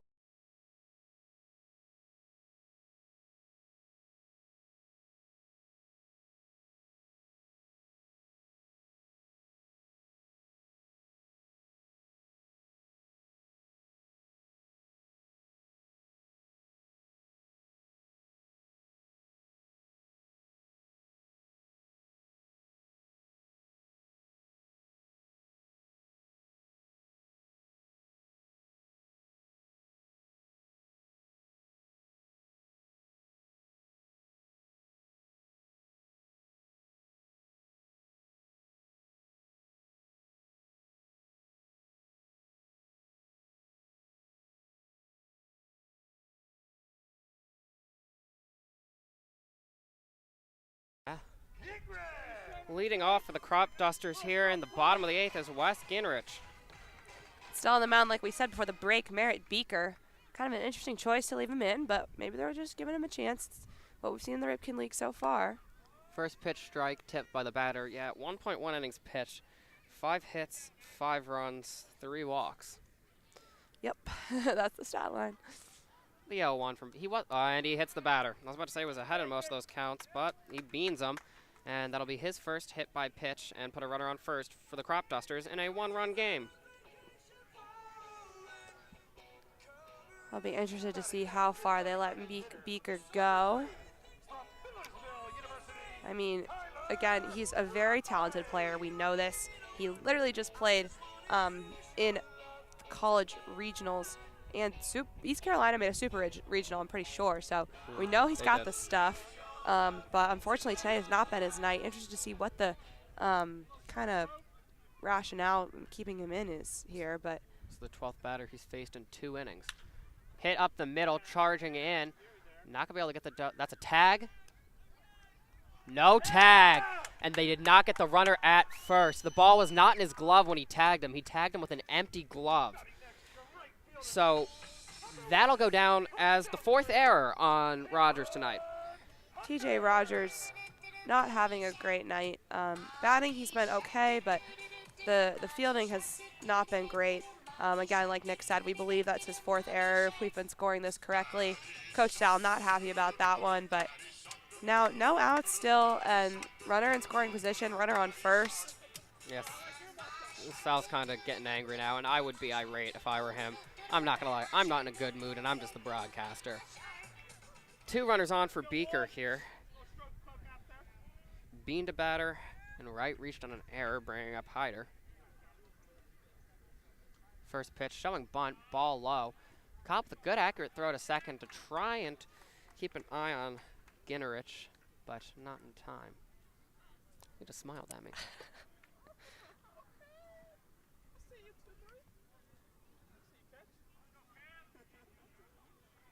Is he smiling at me or smiling at you? I don't know. I'm taking the smile. I was in the middle. Smiling of at compliment us. here. Yeah, we'll take it together. Good pitch there from Beaker. Count 1-1. Beaker's shown some good stuff. It's just No, I know. You know he's got it in him. You totally do. But I just wouldn't have pushed him past that first inning. I I'm wouldn't sorry. have either. All due respect, he's showing some stuff, but this is a tight game, and you want to win. It's a sport. Ball low and away, 2-1. This is Hyder, yeah. Yeah, this is Hyder at the plate. Baby Shark kid. 0 for 3 tonight. That Baby Shark is starting to get on my nerves, Allie. The 2-1. He's showing bunt still. That bunt goes foul. Count even now.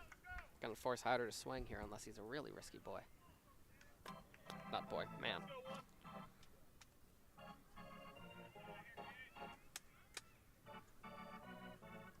I mean, I know it's not looking great right now, but you can never count this team out. I've said it once. I'll say it again. You know how many, like, 9th inning cardiac arrest situations we've had?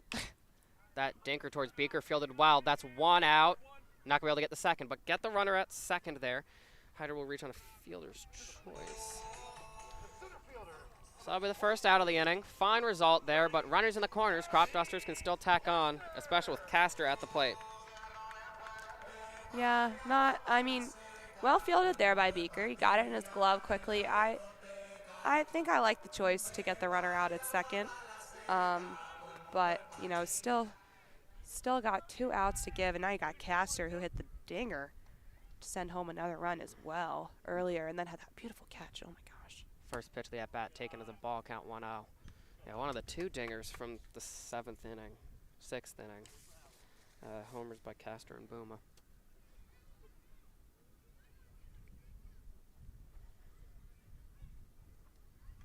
The 1-0. Low and away count. No, strike, count 1-1. Coming into this game, the Crop Dusters had 7 home runs as a team. They've put that up to 9. I wonder if they lead the league. Maybe the Giants do. I don't know. They've been putting up some numbers as well. But the Big Train only with 2. So it's a lot for the Dusters. The 1-1 misses, count 2-1.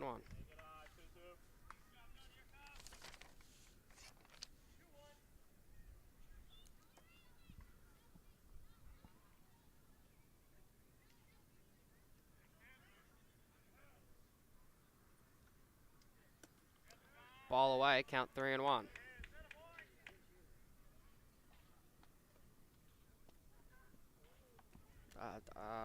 It's the top of the 8th. Sun is starting to go down again. No lights at this field, so it's got it done quickly. Beaker still on the mound. 3-1 pitch coming in from Beaker. And it's going to be a pickoff attempt, and safe is Hyder at first. Yeah, the sun's setting. We're running out of time here. Literally running out of daylight.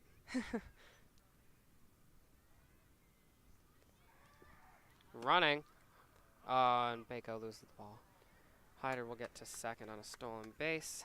To the plate, the shortstop, number 17 from Illinois State. That'll be the Actually, that 4th won't walk be for Beaker. Yeah, that won't be a stolen base. That'll be a walk. Hey, I just met you. And this is crazy. For all of you at home, could be a little Oh, here comes Sal. Yeah. Well, you don't often see Sal as the one coming out to the mound. That's when you know it's getting real. We're going to take a, I'm assuming they're pulling, yeah, he hands off the ball to Sal. We're going to take a quick break here as the Big Train try and figure out their pitching situation here with the bases loaded in the bottom of the 8th.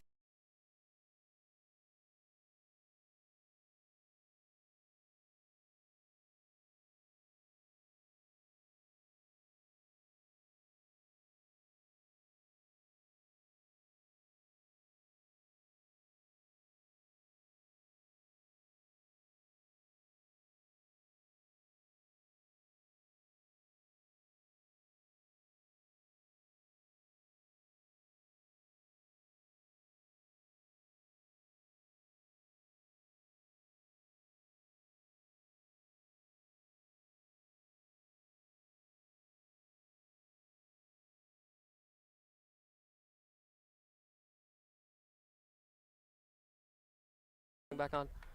Due to the lowering sun, we're going to be calling this game for now. It'll finish at a later date, it seems. Oh, interesting choice. That's all. And I don't know what the rule will be. Obviously, this didn't end. I guess it ended early because daylight. I bet the crop roasters run into this issue quite a bit. So unsure on what the rule is, but I would assume it's going to be kind of similar to what we saw at SoCo when the weather ended. I don't know. Now they're playing deliberation music, but they took the train off the field. People seem to be packing up like it's over, and they would know better. Yeah, it looks like it is over. This game will probably be continued the next time we visit the Dusters. Sal's coming out to talk to the umps, so we're not going to leave you just yet. We'll step aside quickly and try to figure out what's going on, and then come back and bring you an official update, and then we'll see if this broadcast is over or not.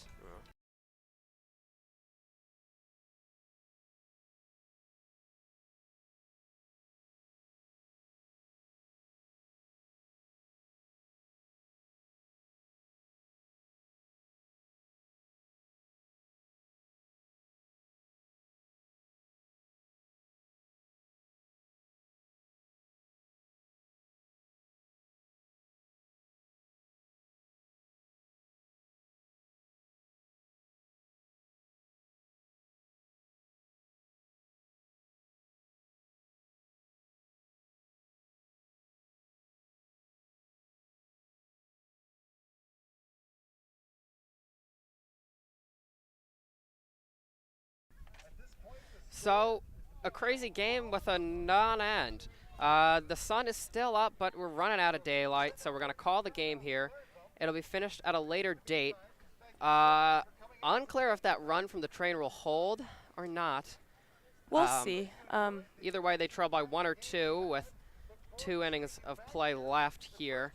It's the top of the 8th. There's a lot of baseball left to play here. It's been a crazy game with some great performances, some disappointing performances, some up and down performances.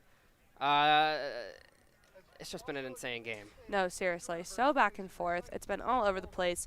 Crop Dusters got out really early, and then the train slowly chipped away, had a monster inning. Crop Dusters responded with the monster inning, and then another monster inning, all over the place. But we're glad we could bring you about 7 innings of baseball. Unfortunately, we thought we might run into this problem as the game was going kind of long. I believe they're deliberating out there what the final score is going to be. We don't want to keep you watching a blank screen with deliberation, so definitely check our social media, where we'll be sure to update you with where this game will leave off next time we play it. Yeah, look, stay tuned. This has been a crazy game. I mean, just looking at the scoreboard, jeez. A 6-run inning, 2 4-run innings, and a 5-run inning split amongst the teams. It's either 11-13, 12-13, so there's a lot left to play for. Sadly, the Dusters do not have lights. You know, they're a new team. They're starting to get their infrastructure together. We will return tomorrow. Yes, back at the Pove. We'll be back home as the Big Train play host yet again. To the Giants, rematch Yes, time. That's Oh the my big goodness. rematch we've been waiting for. So stay tuned. We'll keep you updated on Twitter with, I guess, whatever the delayed score is. Man, we're shaking hands. We're going to head out now. Thank you for tuning in here.